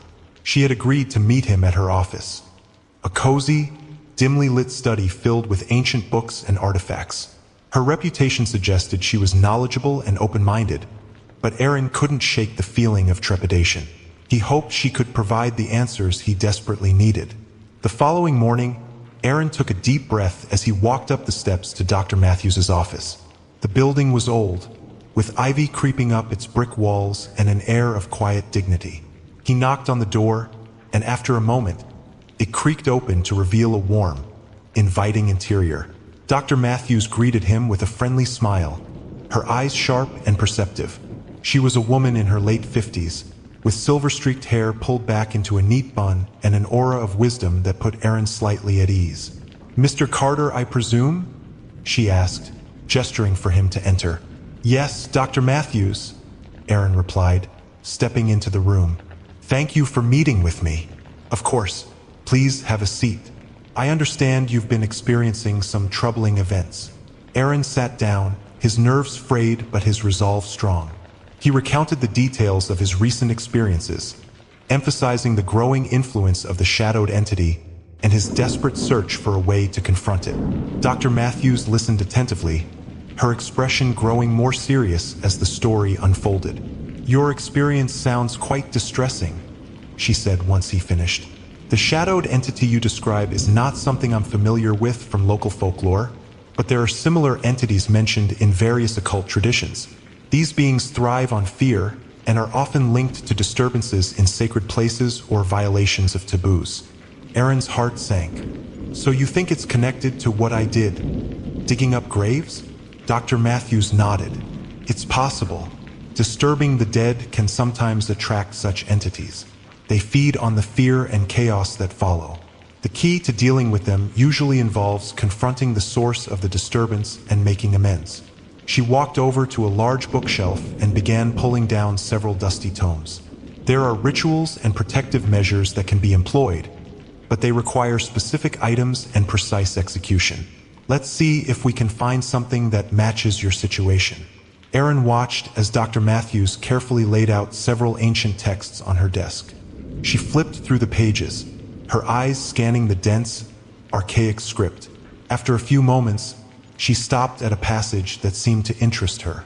"This," she said, pointing to a detailed illustration of a ritual circle, "is a protective binding ritual. It's designed to contain malevolent entities and can be used to either banish them or trap them temporarily. However, it requires certain ingredients and a specific setup." Aaron leaned in, his eyes widening as he read the description. "Is this something we can perform?" Dr. Matthews nodded. "Yes, but it won't be easy. The ritual involves creating a protective circle with specific symbols, and you'll need to gather items such as salt, candles, and sacred herbs. It's also crucial to have a clear intention and mental fortitude. The entity will likely resist and try to undermine your efforts." Aaron felt a surge of hope mixed with anxiety. "Where can we get these items?" "I can help you with most of them," Dr. Matthews replied. "But the sacred herbs may be harder to find. They're often available through specialized occult shops or from practitioners of the old ways. I can direct you to some sources if needed." As they discussed the details of the ritual, Aaron felt a sense of purpose beginning to replace his fear. Dr. Matthews's guidance gave him a tangible path forward, and he was determined to follow it. After their meeting, Aaron went to work gathering the necessary items. He visited occult shops and spoke with practitioners, piecing together the components for the ritual. Each step was fraught with its own challenges, but he pressed on, driven by the urgent need to rid himself of the entity's grasp. That night, he returned to his apartment, the ritual items packed carefully in a bag. He set up the ritual space in the center of his living room, drawing the protective circle with trembling hands. The process was intricate, requiring precise placement of candles and symbols. As he completed the setup, he felt a strange calm wash over him. The ritual was now ready, and he was prepared to face whatever the entity might throw at him. He lit the candles and took a deep breath, focusing on the task ahead. The atmosphere in the room grew heavy as Aaron began the incantation. The words of the ritual echoed through the space, mingling with the flickering shadows cast by the candles. The temperature seemed to drop, and a sense of foreboding filled the air. Aaron's voice wavered as he continued, but he forced himself to stay focused. The shadowed entity had to be confronted, and he was ready to face the darkness head-on. Aaron's apartment had become a sanctuary and a battleground. The ritual was set, the circle meticulously drawn with salt and chalk, and the candles flickering with a soft, eerie glow. As he stood within the circle, surrounded by the symbols of protection, he felt a strange mix of determination and trepidation. The room was silent, save for the occasional creak of the old building and the whisper of the wind outside. The ritual had begun. Aaron recited the ancient incantations, his voice echoing in the quiet room. The air grew colder, and the shadows on the walls seemed to stretch and writhe, as if responding to his words. The candles cast long, dancing shadows that created a flickering, unsettling light. As he chanted, Aaron could feel the oppressive presence of the shadowed entity growing stronger. The darkness in the room seemed to pulse with a life of its own, pressing against the protective barrier he had created. The entity was aware of what was happening, and it was not pleased. A low, guttural growl emanated from the corners of the room, reverberating through the walls. The shadows converged, forming a dark, formless shape that seemed to swirl and writhe in agony. The temperature in the room continued to drop, and Aaron could see his breath fogging in the cold air. The incantations were difficult to remember, the ancient language twisting his tongue. But he pressed on, determined to see the ritual through. He could feel the weight of the entity's presence, a crushing force that seemed to press down on him, trying to sap his strength and resolve. The shadowed entity's form began to solidify, taking on a more defined shape. It was a dark, shifting mass with vaguely human features, eyes that glowed with a malevolent light and a mouth that opened in a silent scream. Its presence was overwhelming, and Aaron had to fight to keep his focus on the ritual. The entity lashed out, its form expanding and contracting in an almost liquid manner. It seemed to be testing the boundaries of the protective circle, searching for a way to breach it. Aaron could feel its anger and hatred, a palpable force that threatened to break his concentration. Desperately, Aaron increased the volume of his chanting, the ancient words spilling from his lips with greater urgency. He could feel the energy of the ritual building, a force that pushed back against the entity's influence. The candles burned brighter, their flames flickering more intensely as the power of the ritual reached its peak. The shadowed entity roared, a sound that shook the very foundations of the apartment. The shadows surged, pushing against the protective circle with a ferocity that made Aaron's heart race. He could see the circle starting to waver, the salt and chalk symbols beginning to fade under the relentless assault. In a final, desperate act, Aaron grabbed a small vial of holy water he had procured from Dr. Matthews. He sprinkled it around the perimeter of the circle, the droplets hissing and steaming as they touched the ground. The effect was immediate. The shadows recoiled, and the entity's form twisted in pain. The room was filled with a blinding light as the protective circle flared up, pushing back against the darkness. The entity writhed in agony, its form breaking apart into swirling tendrils of shadow. The light grew brighter, and the oppressive presence began to fade, retreating into the corners of the room. With a final, agonized roar, the shadowed entity was driven back, its form dissipating into nothingness. The room fell silent, the temperature slowly returning to normal. The candles flickered and then extinguished, leaving the apartment in darkness. Aaron sank to his knees, his strength drained by the intense effort.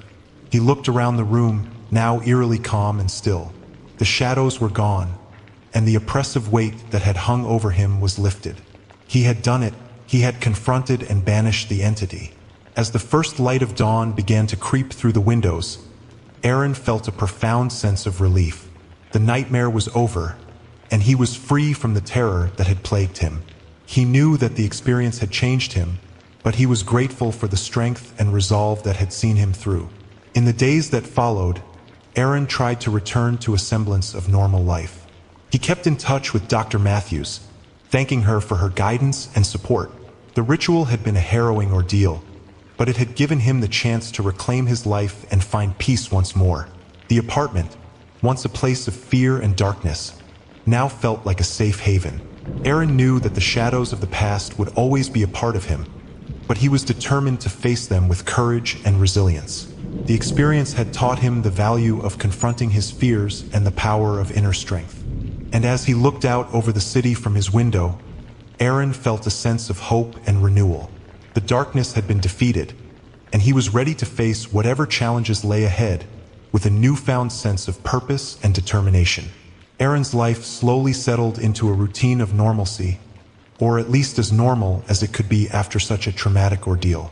The apartment, now free from the oppressive shadow that had plagued him, became a sanctuary of peace. The haunting experiences seemed to fade with each passing day, but the echoes of his encounters with the shadowed entity lingered in his mind. Despite his attempts to move on, Aaron found himself drawn to the investigation of his past experiences. He needed to understand what had happened and why. He began reading more about the occult, seeking to unravel the mysteries that had enveloped his life. The knowledge he gained was both enlightening and chilling, revealing the dark world he had barely glimpsed. Dr. Lydia Matthews had been a significant source of support and guidance. She continued to provide insight and encouragement as Aaron delved deeper into the esoteric realms. One day, she contacted him with news of an ancient manuscript that had recently surfaced, a text that might shed light on the nature of the shadowed entity and similar entities from other cultures. Aaron met with Dr. Matthews in her office, which had become a sort of safe haven for him. She had the manuscript laid out on her desk, a fragile, weathered document bound in worn leather. The script was dense and complex, but Aaron could see that it held significant knowledge. This manuscript, Dr. Matthews explained, is believed to be from a collection of texts that were hidden away to prevent their knowledge from falling into the wrong hands. It contains references to entities that are similar to the shadowed entity you encountered. Aaron's interest was piqued. What does it say about these entities? Dr. Matthews pointed to a passage written in an archaic language, with accompanying illustrations of dark, shadowy forms and intricate symbols.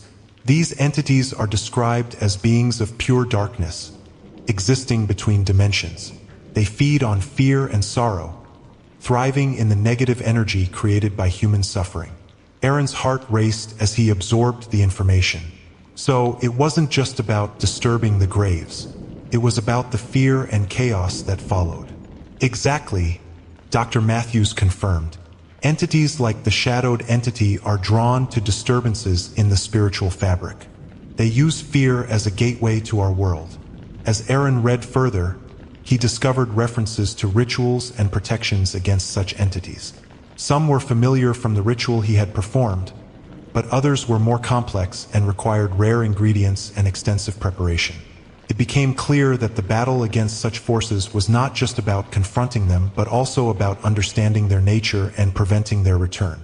One particular passage caught his eye, a description of a protective talisman that could ward off malevolent entities.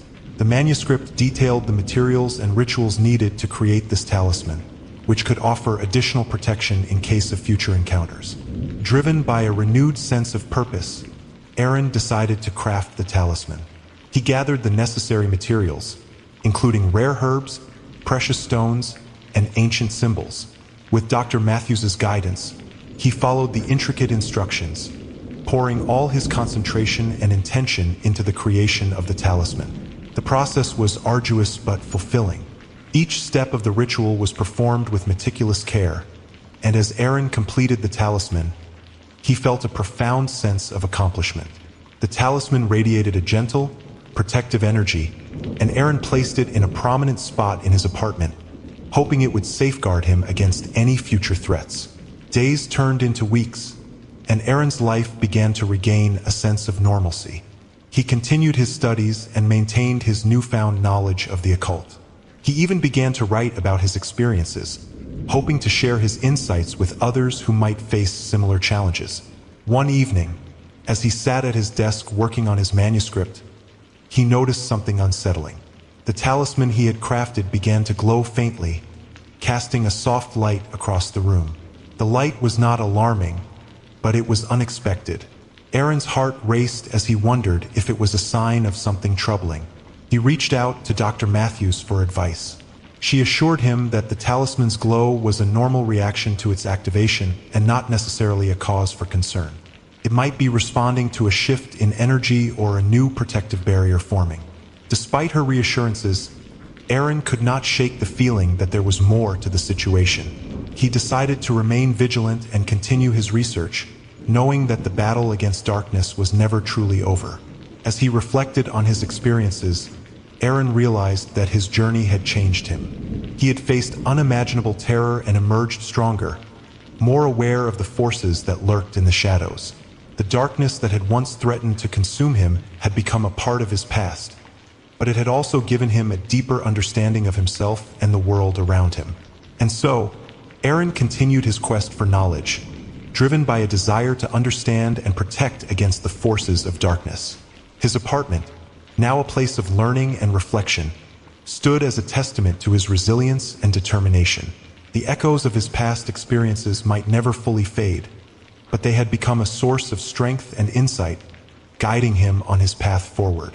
The days of quiet reflection and study began to give way to an unsettling sense of foreboding.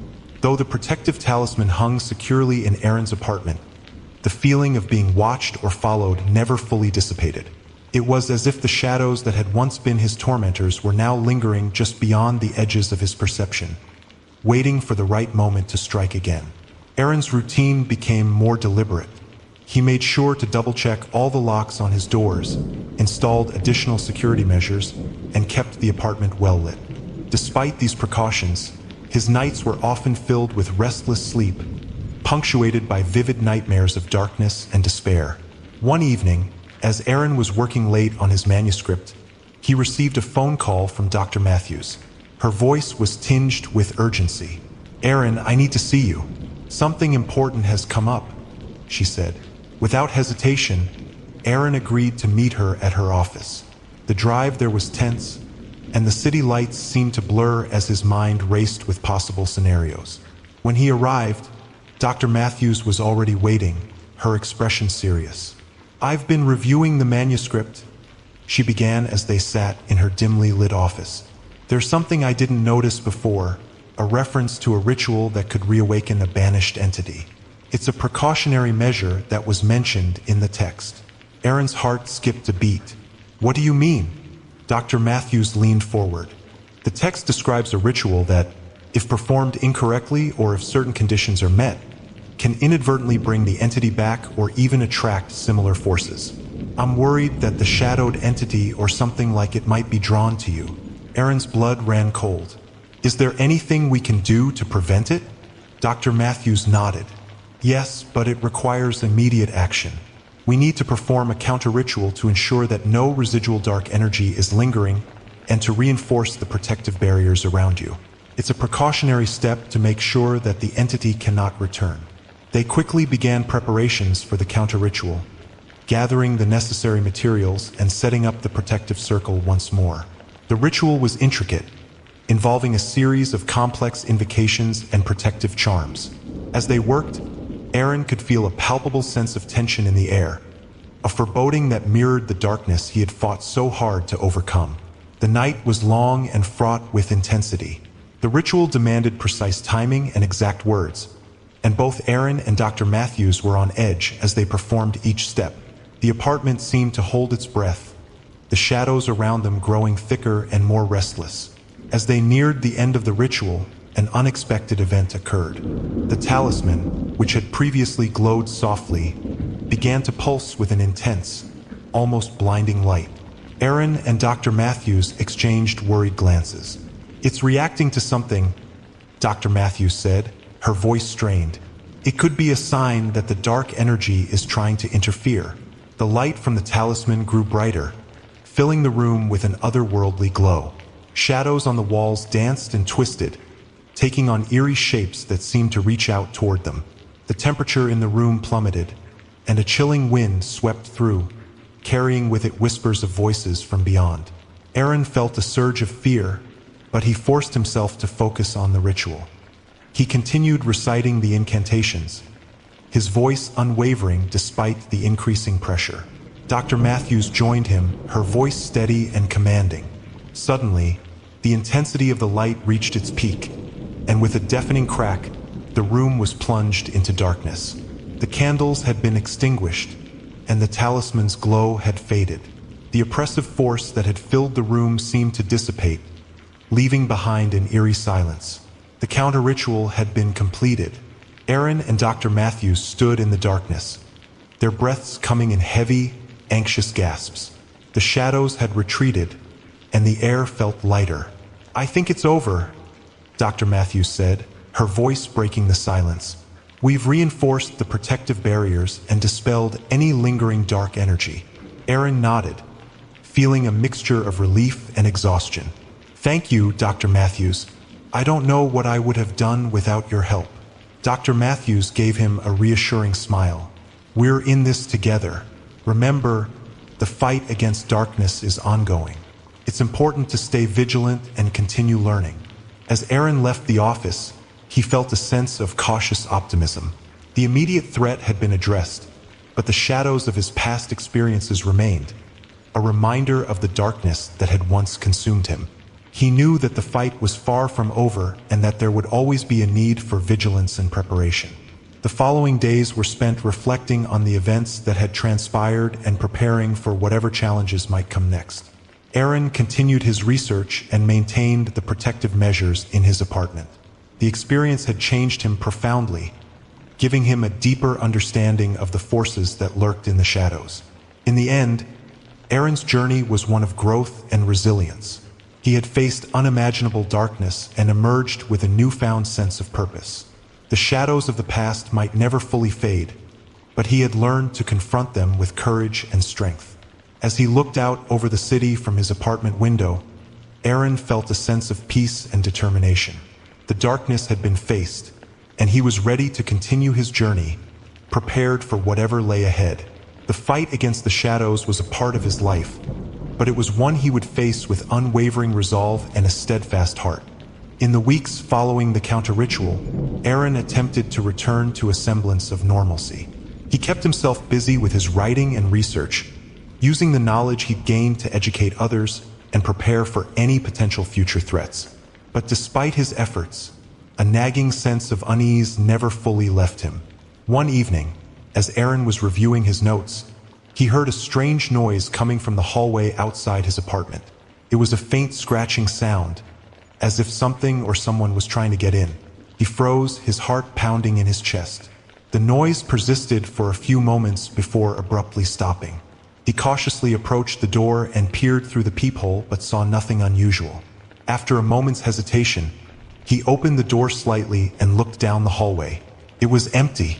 Shaking his head, he dismissed the noise as a figment of his imagination or perhaps a result of the stress he'd been under. The following days were marked by a series of unsettling occurrences. Objects in his apartment seemed to move on their own, and he would often catch glimpses of shadowy figures out of the corner of his eye. The feeling of being watched grew stronger, and his nights were plagued by vivid nightmares of being trapped in dark, claustrophobic spaces. Determined to address the source of these disturbances, Aaron decided to consult Dr. Matthews again. She listened attentively as he described his experiences, her expression growing increasingly concerned. "It sounds like there might be lingering energy or even a new threat," she said.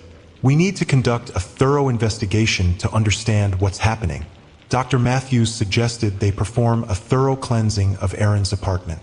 They would use a combination of protective spells and rituals to clear out any residual dark energy and reinforce the protective barriers. Aaron agreed, eager to regain a sense of control. They arrived at Aaron's apartment with a variety of ritual tools: sage, salt, protective herbs, and a new set of incantations. The process was laborious, but Aaron followed each step with diligence.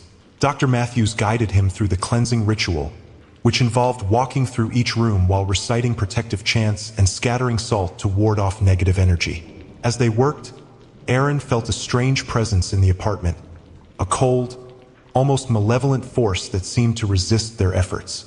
The temperature dropped noticeably, and the shadows in the corners of the rooms seemed to grow darker, almost as if they were moving. "I think something is trying to interfere," Dr. Matthews said, her voice tense.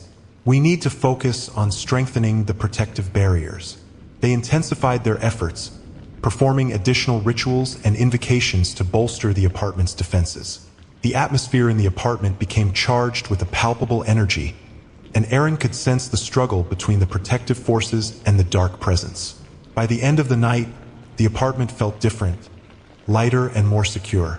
The oppressive feeling that had plagued Aaron seemed to lift, and the shadows retreated. Exhausted but relieved, Aaron thanked Dr. Matthews for her help. "That should help," Dr. Matthews said, "but stay vigilant. It's possible that the dark force might try to reassert itself, or that there could be other threats." Aaron nodded, understanding the importance of remaining cautious.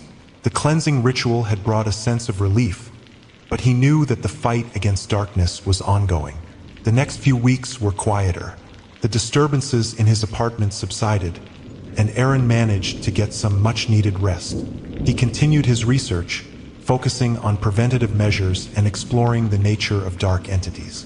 His manuscript grew, reflecting his journey and the knowledge he had gained.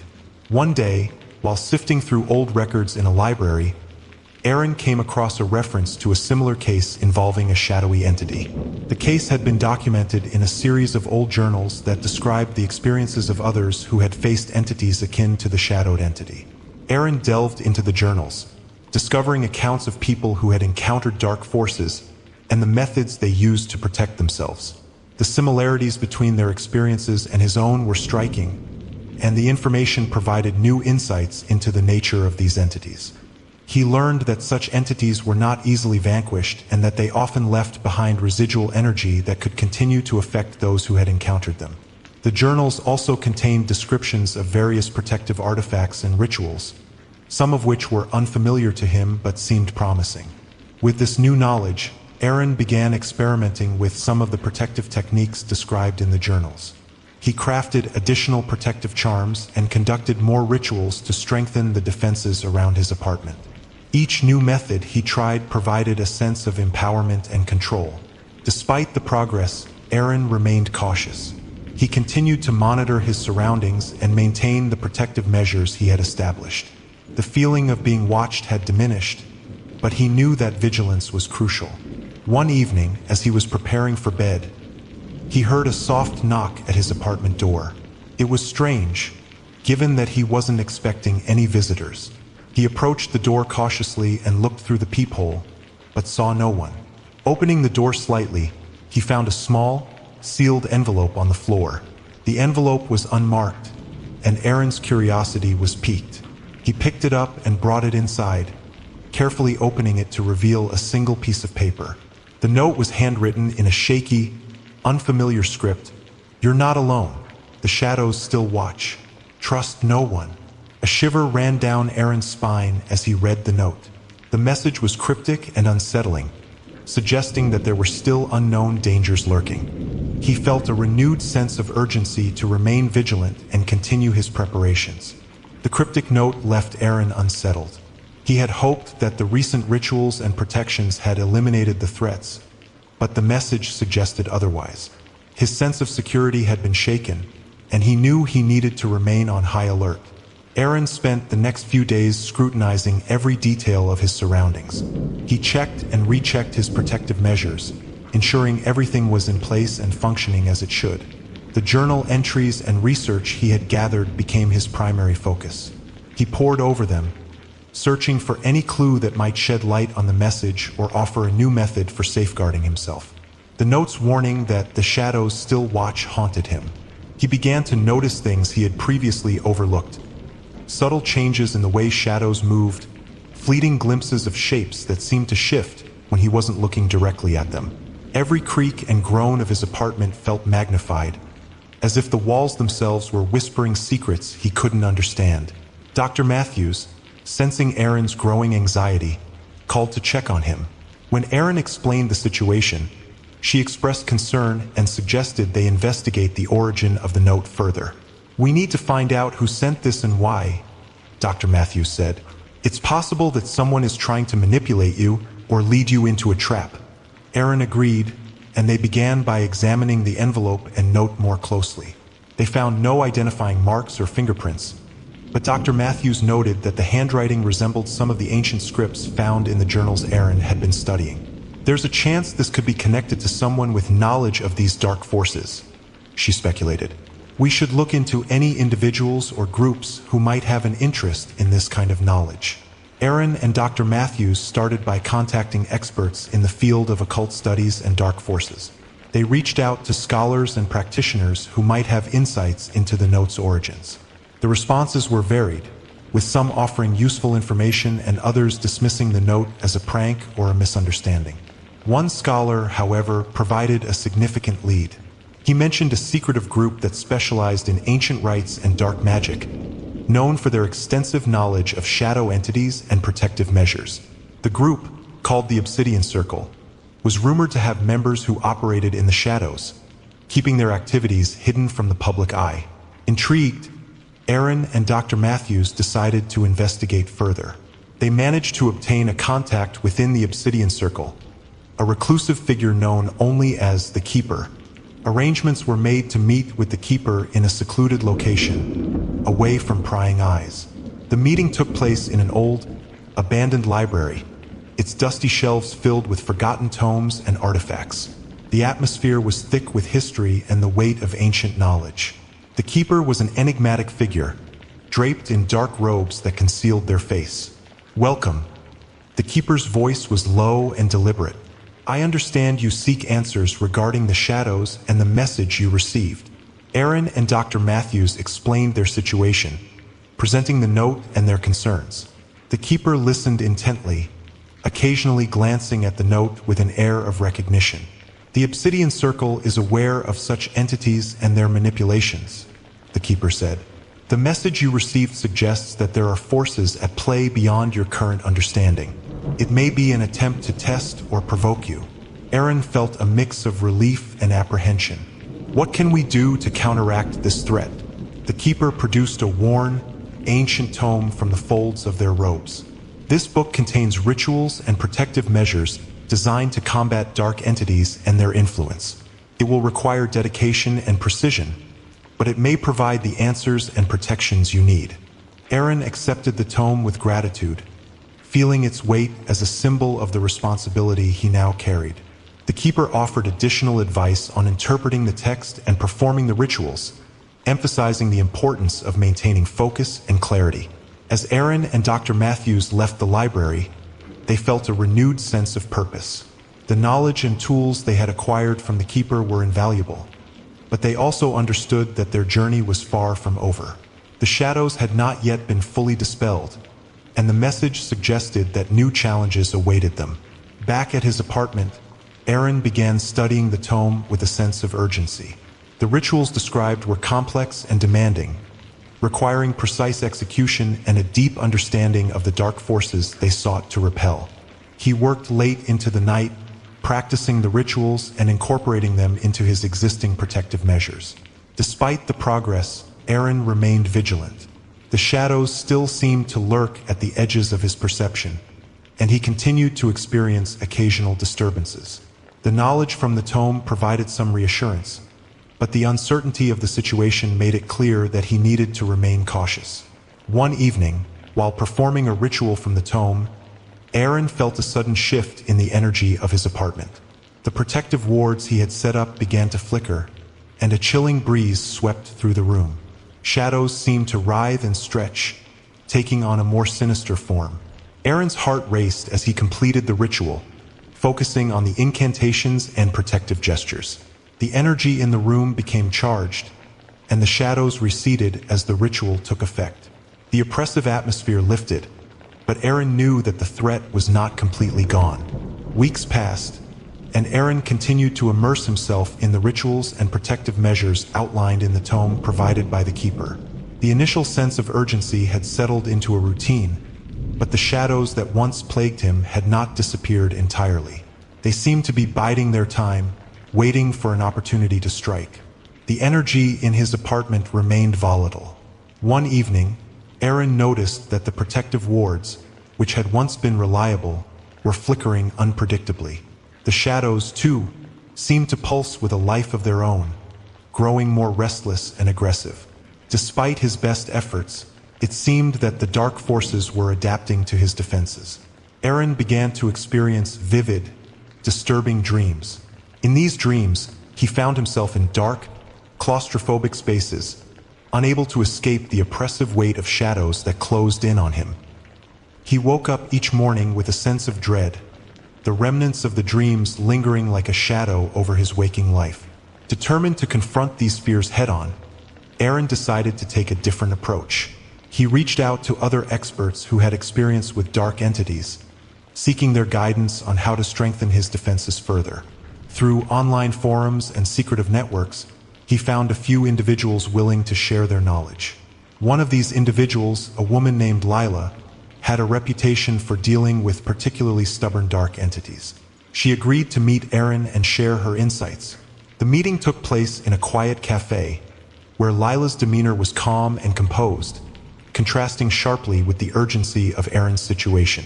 "I've heard about your situation," Lila said.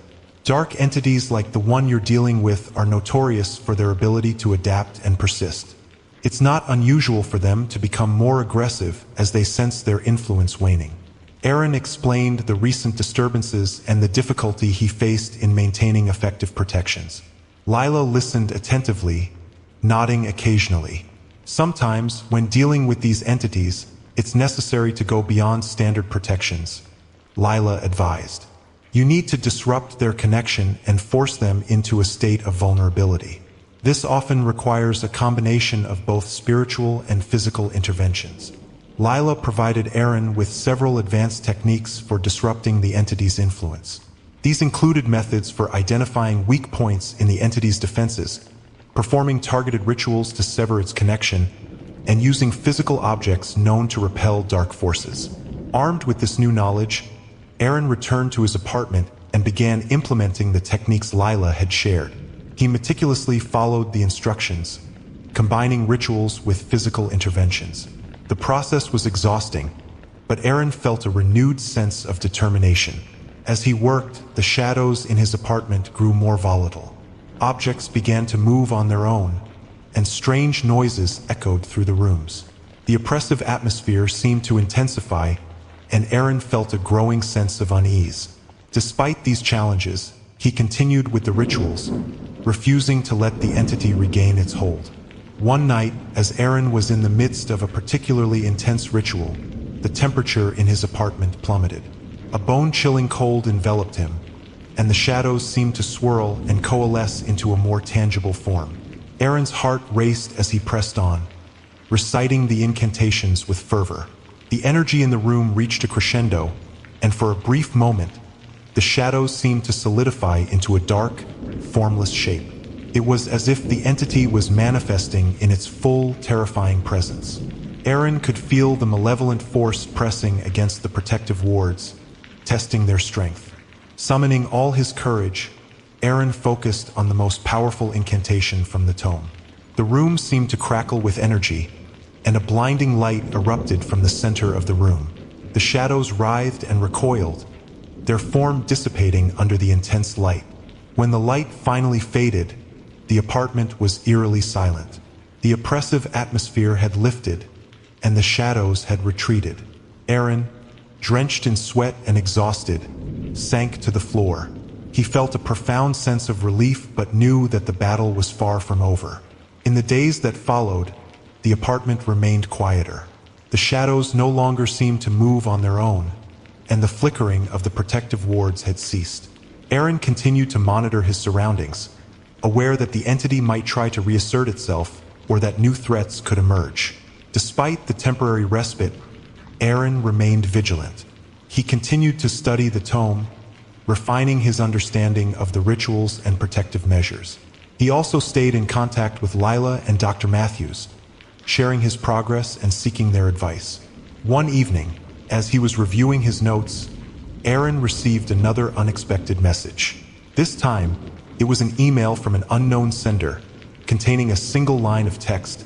"The shadows never forget." The message was both ominous and cryptic, suggesting that the threat was not entirely vanquished. Aaron's unease returned, and he felt a renewed sense of urgency. The shadows had been pushed back, but he knew they were still lurking, waiting for the right moment to strike. The email's chilling message lingered in Aaron's mind. "The shadows never forget" seemed to taunt him, a reminder that the darkness was still very much alive. His temporary victory against the shadows felt hollow, knowing that the threat could resurface at any moment. Aaron decided to investigate the source of the email. He used every tool at his disposal, searching through email headers, tracing IP addresses, and even consulting with cyber experts. Despite his efforts, the trail led nowhere. The sender remained anonymous, and the message seemed to be a deliberate attempt to unsettle him. Determined not to let the shadows regain their foothold, Aaron doubled down on his protective measures. He revised his rituals, consulted the tome daily, and increased the frequency of his spiritual practices. Despite the extra precautions, he couldn't shake the feeling that something was lurking just beyond his perception. One evening, as Aaron was preparing for bed, he noticed an unusual chill in the air. It was the same bone-chilling cold he had felt during the intense ritual. The temperature in his apartment dropped rapidly, and the shadows seemed to grow darker and more pronounced. The wards on his walls flickered erratically, struggling to contain the growing darkness. Aaron's anxiety spiked. He performed a quick inspection of his protective measures and adjusted the wards, but the cold and shadows persisted. It was as if something was actively trying to breach his defenses. Desperate for answers, Aaron turned to Lila and Dr. Matthews for assistance. He reached out to them, explaining the new disturbances and the unsettling feeling that the shadows were intensifying. They agreed to help and suggested that a more in-depth investigation into the entity's origins might be necessary. Lila offered to visit Aaron's apartment to perform a detailed analysis of the situation. She arrived with an array of tools and artifacts designed to detect and combat dark forces. Together, they conducted a thorough examination of the apartment, using specialized equipment to measure energy fluctuations and identify sources of disturbance. As they worked, Aaron noticed that Lila seemed increasingly concerned. She performed a series of rituals and used a special device to track the movement of the shadows. Her expression grew grim as she observed the results. "There's definitely something unusual going on," Lila said. "The shadows are more active than before, and the energy readings are off the charts. It's as if the entity is drawing on some new source of power." Dr. Matthews suggested that they consult additional sources for information on entities that might exhibit such behavior. She recommended researching historical cases of dark forces that had been particularly resistant to conventional methods of containment. Over the next few days, Aaron and Lila delved into ancient texts and case studies, looking for any clues that might explain the entity's newfound strength. They discovered references to a rare type of dark force known as a shadow wraith, an entity that was particularly difficult to banish and could persist through various forms of manipulation and adaptation. The Shadow Wraith was known for its ability to exploit emotional and psychological weaknesses. It could influence its victims' fears and anxieties, growing stronger as the victim's mental state deteriorated. This explained the increased disturbances Aaron had been experiencing. The entity was feeding off his growing sense of dread and unease. With this new understanding, Aaron and Lila worked to refine their approach. They focused on rituals and techniques specifically designed to counter the Shadow Wraith's influence. This included practices to bolster Aaron's mental and emotional resilience, as well as enhanced protective measures to limit the entity's ability to draw power. One night, as Aaron was performing one of the newly learned rituals, he felt a shift in the atmosphere. The air became thick and oppressive, and the shadows seemed to gather in a menacing form. Aaron's heart raced, but he pressed on, focusing on the incantations and protective gestures. The shadows swirled violently, taking on a more defined shape. The entity appeared, a dark, formless mass with a faint, ghostly outline. Its presence was overwhelming, and Aaron felt a surge of fear and despair. He had to fight through the terror, relying on the strength he had built through his recent practices. As the ritual reached its climax, Aaron felt a surge of energy. The protective wards flared brightly, and the shadows recoiled. The entity seemed to struggle against the light, its form wavering and flickering. Aaron continued to channel the energy, determined to drive the Shadow Wraith back. The battle was intense, with the entity resisting every effort to dispel it. The room was filled with an eerie, crackling energy as the clash between light and darkness unfolded. Despite the strain, Aaron held firm, focusing on the rituals and pushing through the entity's influence. Finally, with a blinding burst of light, the Shadow Wraith was driven back. The oppressive atmosphere lifted, and the shadows receded to their normal state. Aaron, exhausted and trembling, knew that he had managed to push the entity away, but the threat was not completely eradicated. In the aftermath, Aaron felt a mixture of relief and apprehension. The Shadow Wraith had been pushed back, but the email's message and the entity's persistence indicated that the battle was ongoing. He remained vigilant, continuing to refine his protective measures and seeking additional support from experts. The lingering uncertainty about the entity's next move weighed heavily on Aaron.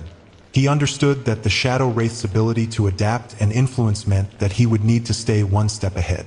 The shadows might have been driven back for now, but he knew that their dark presence could return at any time. The days following Aaron's intense confrontation with the Shadow Wraith were marked by an uneasy calm. The oppressive atmosphere that had hung over his apartment had lifted, but Aaron knew better than to relax completely. The Shadow Wraith's retreat was only temporary. Its presence had been too strong to dismiss lightly. Aaron continued his routine of protective rituals and consultations with experts. Despite his efforts, the anxiety that had settled in his mind was hard to shake. The cryptic message from the unknown sender, "The shadows never forget," replayed in his thoughts, a constant reminder that the threat was not entirely vanquished.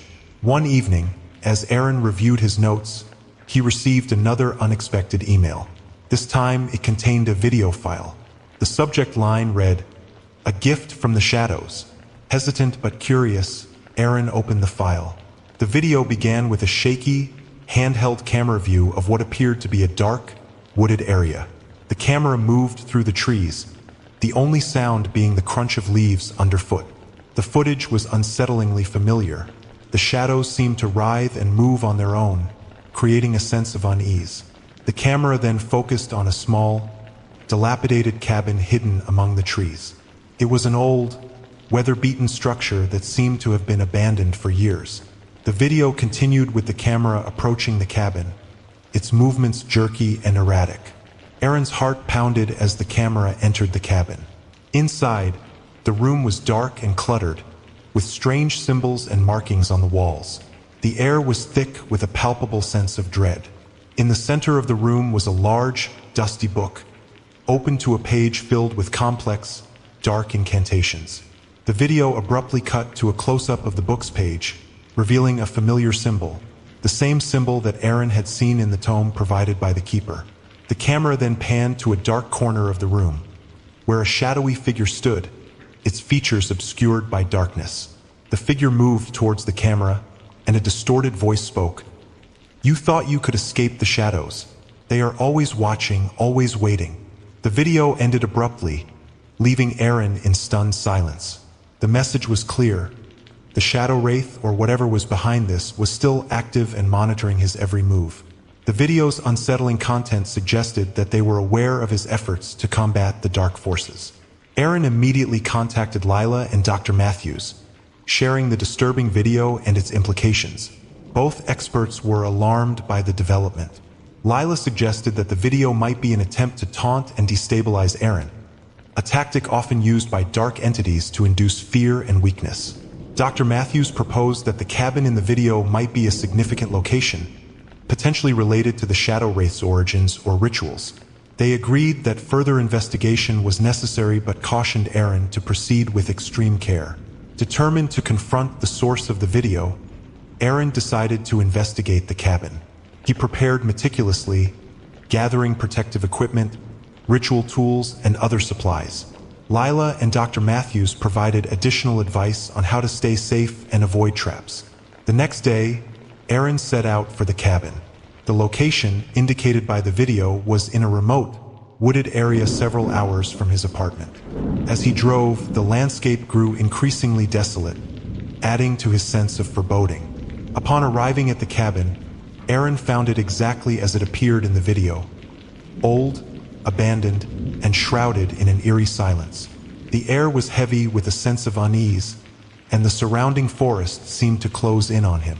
With his heart pounding, Aaron approached the cabin. He moved cautiously, using the protective tools he had brought with him. The cabin's door creaked open, revealing the same dark, cluttered interior from the video. The symbols on the walls were even more elaborate and disturbing up close. Aaron recognized some of the markings as dark runes and sigils, used in powerful and dangerous rituals. The book from the video was still in the center of the room, its pages filled with sinister incantations. As Aaron examined the book, he felt a sudden chill. The temperature in the room dropped, and the shadows seemed to move of their own accord.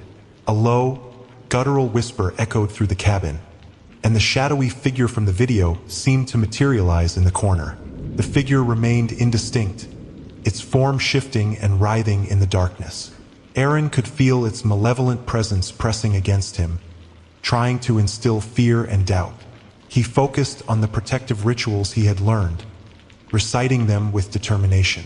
The shadows around the figure seemed to waver and recoil in response to the rituals.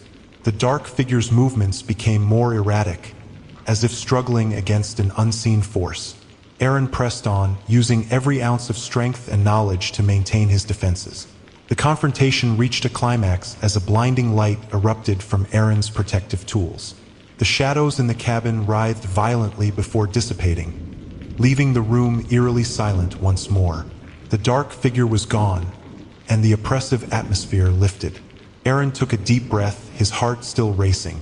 The cabin was now quiet, the sense of dread having receded.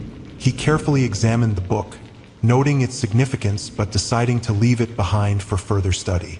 As he left the cabin and made his way back to his car, Aaron felt a mixture of relief and trepidation. The investigation had revealed more about the nature of the shadows and their methods, but it also underscored the ongoing threat. The Shadow Wraith was still a formidable adversary, and its influence was far from eradicated. Back at his apartment, Aaron continued to refine his protective measures and rituals. The encounter at the cabin had deepened his understanding of the dark forces he faced, but it also highlighted the need for vigilance and preparedness. The cryptic message from the video, "You thought you could escape the shadows," served as a stark reminder that the battle was far from over. Aaron remained resolute, knowing that his fight against the darkness was not just a matter of confronting a single entity, but a continual struggle against an ever-present and evolving threat. Back in the safety of his apartment, Aaron felt the weight of his recent encounter with the Shadow Wraith. The cabin and its dark secrets were now part of his haunting reality.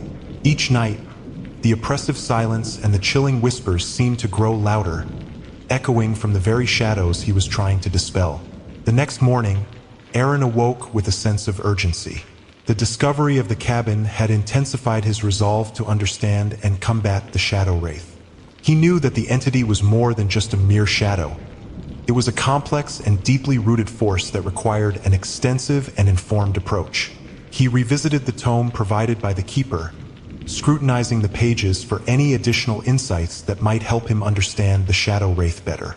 The symbols and incantations from the cabin's book seemed eerily similar to those in the tome. Aaron felt a creeping realization that the two were connected, and he needed to unravel their link to gain an upper hand. In his quest for more knowledge, Aaron reached out to Lila and Dr. Matthews. He shared his findings and discussed the implications of the symbols and the dark figure he had encountered. Both were intrigued and concerned, agreeing that the situation was growing more complex. Lila suggested they consult additional sources of ancient knowledge, focusing on obscure and esoteric texts that might offer more information about entities like the shadow wraith. Dr. Matthews recommended reaching out to other experts in the field of dark entities and rituals. Their research led them to an obscure manuscript that spoke of a ritual known as the Binding of Shadows. This ancient practice was designed to trap and neutralize powerful dark entities by severing their connection to the mortal realm. It required a series of intricate steps and powerful artifacts, including rare crystals and enchanted bindings. Excited but cautious, Aaron and Lila began gathering the necessary components for the ritual. The process involved not only acquiring physical items but also performing preparatory rituals to strengthen their own spiritual and mental fortitude. One evening, Aaron and Lila set up the ritual space in a secluded area of Aaron's apartment. The room was dimly lit, with candles and protective symbols arranged meticulously. They placed the rare crystals and artifacts in specific positions, following the instructions from the manuscript. As they began the ritual, the atmosphere grew tense and charged. The air seemed to thrum with an unseen energy, and the shadows in the room shifted and danced unpredictably. Aaron and Lila chanted incantations from the manuscript, their voices resonating with the ancient words. The ritual's intensity increased as they performed each step with precision. The shadows in the room responded, swirling and coalescing into a dark, almost tangible form.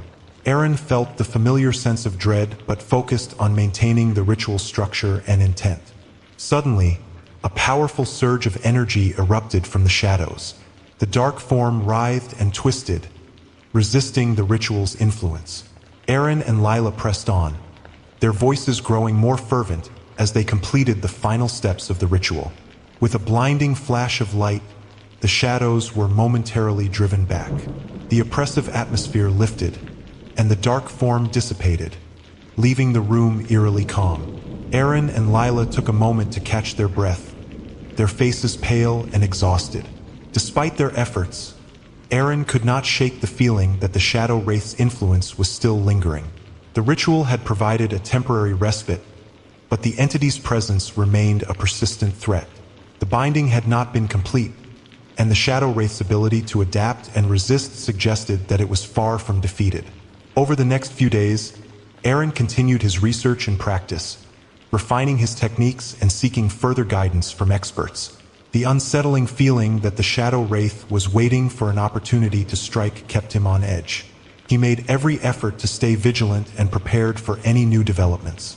The haunting echoes of the shadow wraith's influence continued to reverberate in Aaron's life.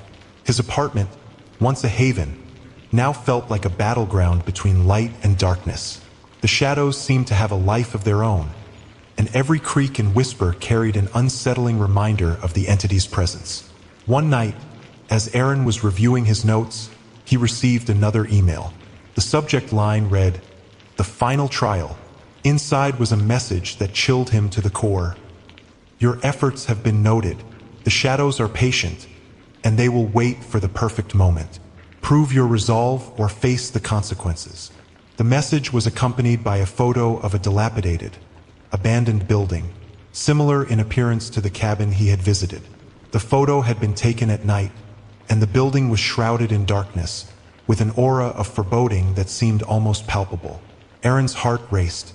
The building in the photo was likely another location tied to the shadow wraith, and the message implied that there would be further trials ahead.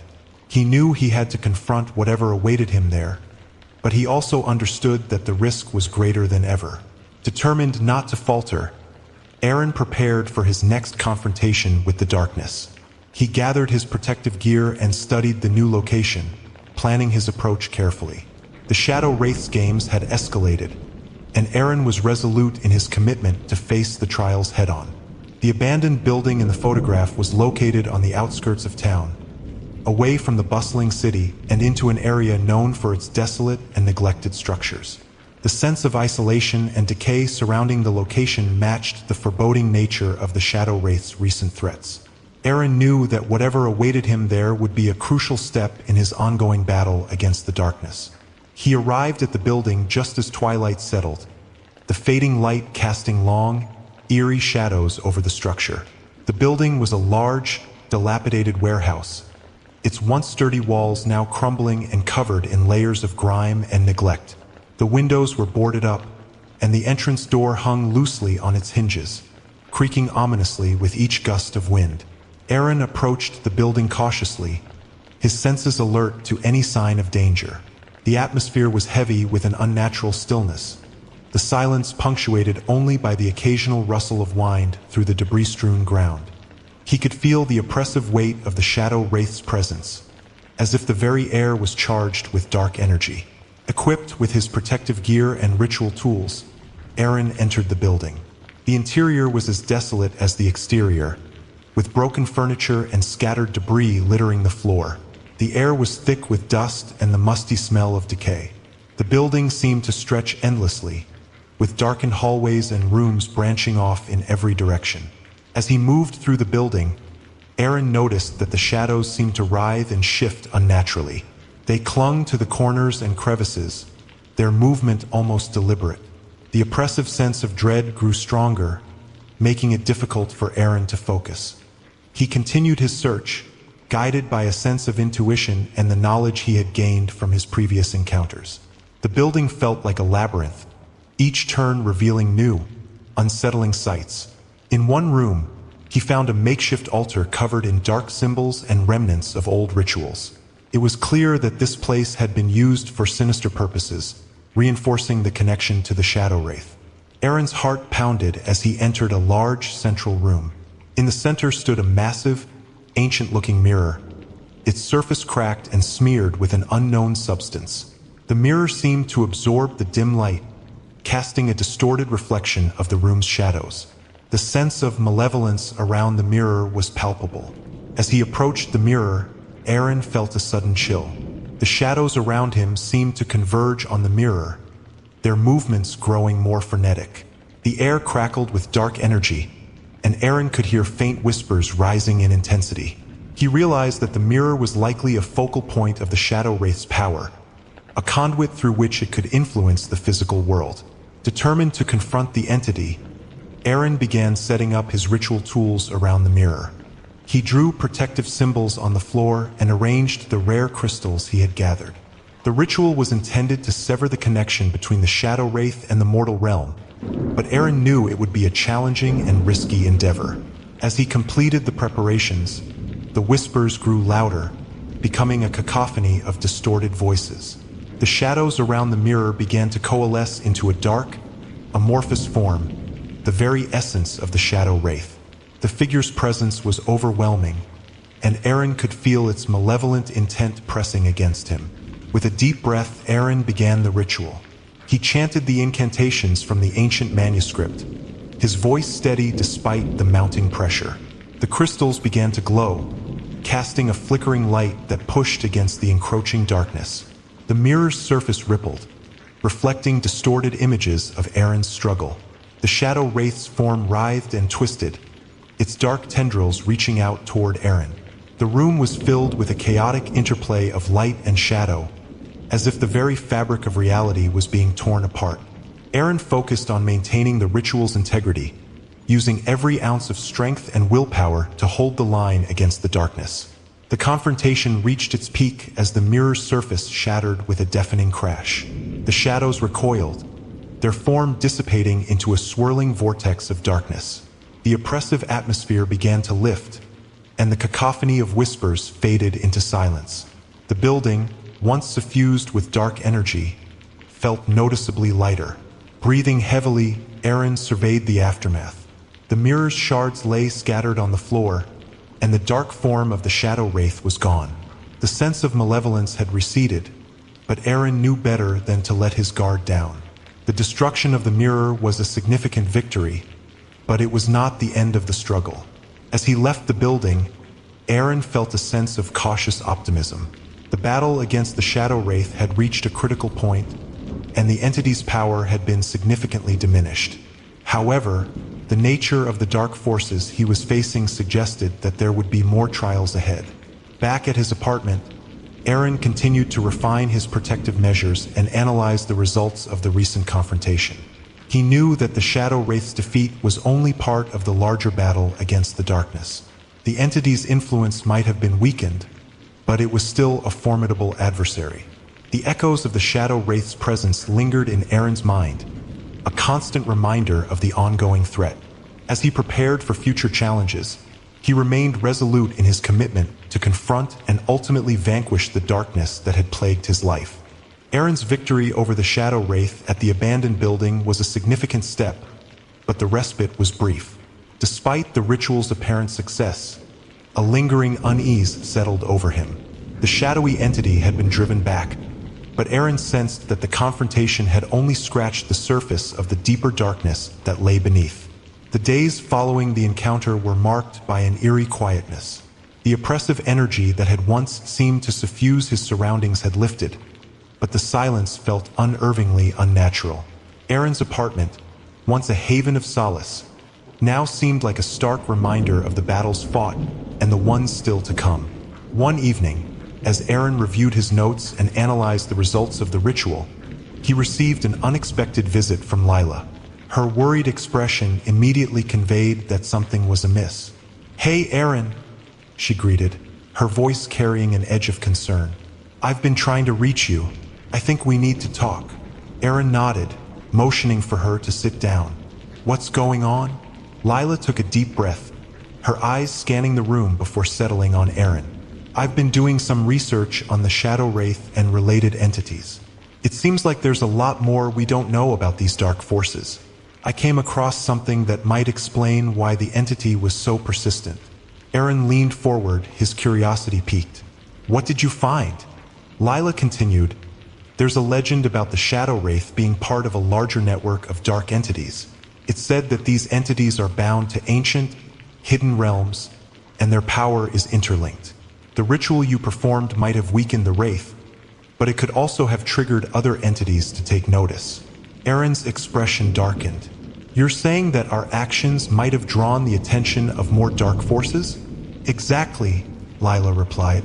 "There's a theory that these entities operate in a kind of network, feeding off each other's power. By disrupting the Shadow Wraith, we might have inadvertently alerted other entities to our presence."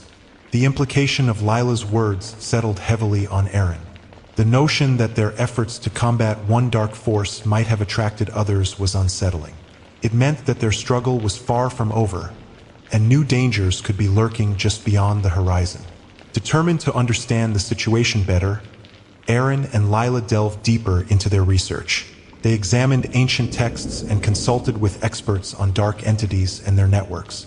Their investigation revealed that the Shadow Wraith was indeed part of a larger system of interconnected dark forces, each with its own realm and influence. One text spoke of a hidden nexus of shadows, a central point where the realms of these entities intersected. The nexus was described as a place of immense power, where the boundaries between the realms were weakest. If such a place existed, it could be the source of the Shadow Wraith's persistence and the potential gateway to other dark entities. Aaron and Lila decided to investigate further, hoping to find clues about the nexus and its significance.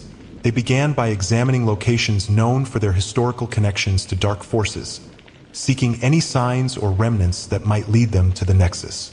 Their search led them to an old library on the outskirts of town, known for its collection of rare and obscure texts. The library was a labyrinth of dusty bookshelves and dimly lit corridors, filled with the scent of aged paper and leather. As they navigated through the stacks, they came across a hidden section dedicated to occult studies and ancient rituals. Among the texts, They found a book detailing the history and significance of the Nexus of Shadows.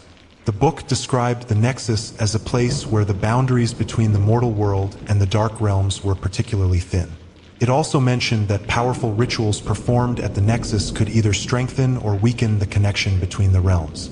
Aaron and Lila realized that understanding and potentially locating the Nexus could be crucial in their battle against the dark forces. If they could identify its location and its influence, they might find a way to further weaken the Shadow Wraith and any other entities tied to the network. Armed with this new knowledge, Aaron and Lila set out on a new quest to locate the Nexus of Shadows. Their journey took them to various locations steeped in historical and occult significance, each offering clues and challenges.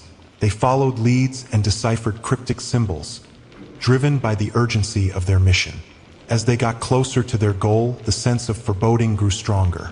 The shadows seemed to follow them, their presence a constant reminder of the dark forces at play. Every step of their journey was marked by strange occurrences and unsettling phenomena, as if the entities they sought to combat were aware of their pursuit.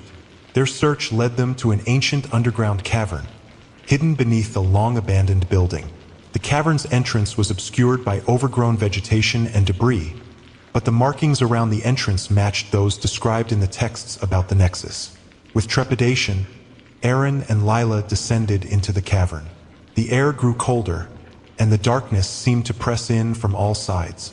The cavern was vast and filled with strange symbols etched into the walls, along with remnants of old rituals and artifacts. At the center of the cavern, they found a large circular stone platform. The platform was adorned with intricate symbols and surrounded by candles that had long since burned out. The area had the unmistakable aura of a ritual site, and Aaron could feel the lingering energy of dark forces.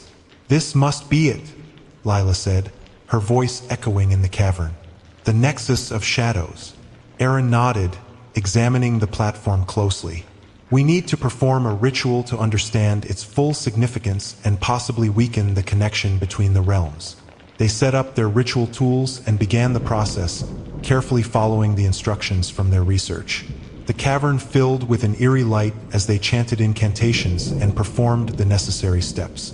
The shadows in the cavern seemed to react to the ritual, swirling and coalescing around the platform.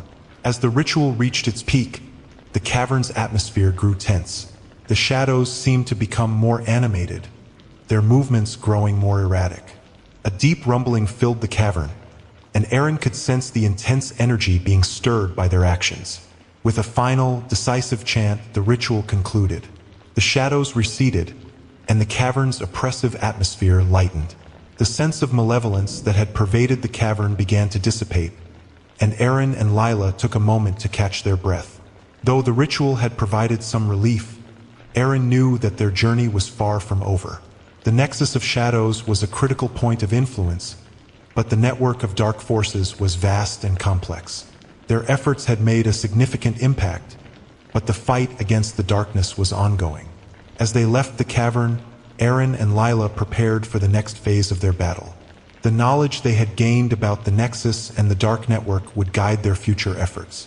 They remained vigilant, knowing that the dark forces were ever present and that their struggle against the shadows was far from complete.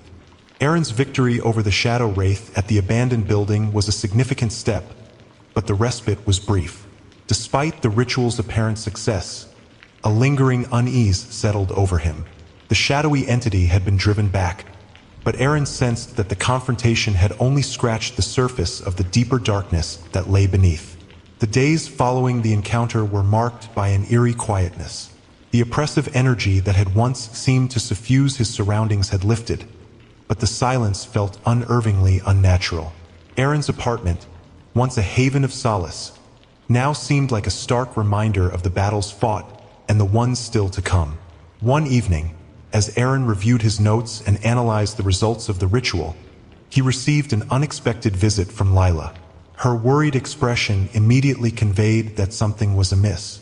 "Hey, Aaron," she greeted, her voice carrying an edge of concern. "I've been trying to reach you. I think we need to talk." Aaron nodded, motioning for her to sit down. "What's going on?" Lila took a deep breath, her eyes scanning the room before settling on Aaron. I've been doing some research on the Shadow Wraith and related entities. It seems like there's a lot more we don't know about these dark forces. I came across something that might explain why the entity was so persistent. Aaron leaned forward, his curiosity piqued. What did you find? Lila continued. There's a legend about the Shadow Wraith being part of a larger network of dark entities. It's said that these entities are bound to ancient, hidden realms, and their power is interlinked. The ritual you performed might have weakened the Wraith, but it could also have triggered other entities to take notice. Aaron's expression darkened. You're saying that our actions might have drawn the attention of more dark forces? Exactly, Lila replied. There's a theory that these entities operate in a kind of network, feeding off each other's power. By disrupting the Shadow Wraith, we might have inadvertently alerted other entities to our presence. The implication of Lila's words settled heavily on Aaron. The notion that their efforts to combat one dark force might have attracted others was unsettling. It meant that their struggle was far from over, and new dangers could be lurking just beyond the horizon. Determined to understand the situation better, Aaron and Lila delved deeper into their research. They examined ancient texts and consulted with experts on dark entities and their networks. Their investigation revealed that the Shadow Wraith was indeed part of a larger system of interconnected dark forces, each with its own realm and influence. One text spoke of a hidden nexus of shadows, a central point where the realms of these entities intersected. The nexus was described as a place of immense power, where the boundaries between the realms were weakest. If such a place existed, it could be the source of the Shadow Wraith's persistence and the potential gateway to other dark entities. Aaron and Lila decided to investigate further, hoping to find clues about the nexus and its significance. They began by examining locations known for their historical connections to dark forces, seeking any signs or remnants that might lead them to the nexus. Their search led them to an old library on the outskirts of town, known for its collection of rare and obscure texts. The library was a labyrinth of dusty bookshelves and dimly lit corridors, filled with the scent of aged paper and leather. As they navigated through the stacks, they came across a hidden section dedicated to occult studies and ancient rituals. Among the texts, they found a book detailing the history and significance of the Nexus of Shadows. The book described the Nexus as a place where the boundaries between the mortal world and the dark realms were particularly thin. It also mentioned that powerful rituals performed at the Nexus could either strengthen or weaken the connection between the realms.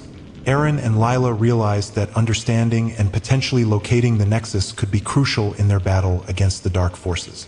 If they could identify its location and its influence, they might find a way to further weaken the Shadow Wraith and any other entities tied to the network.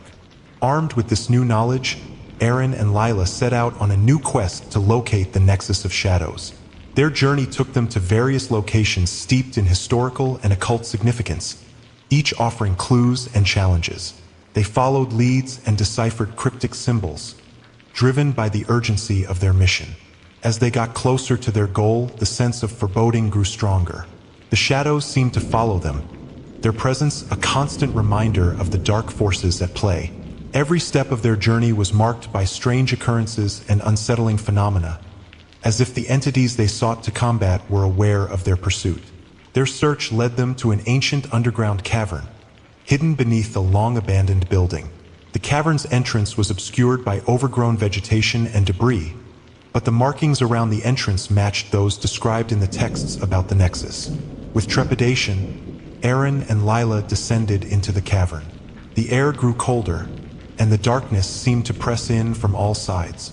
The cavern was vast and filled with strange symbols etched into the walls, along with remnants of old rituals and artifacts.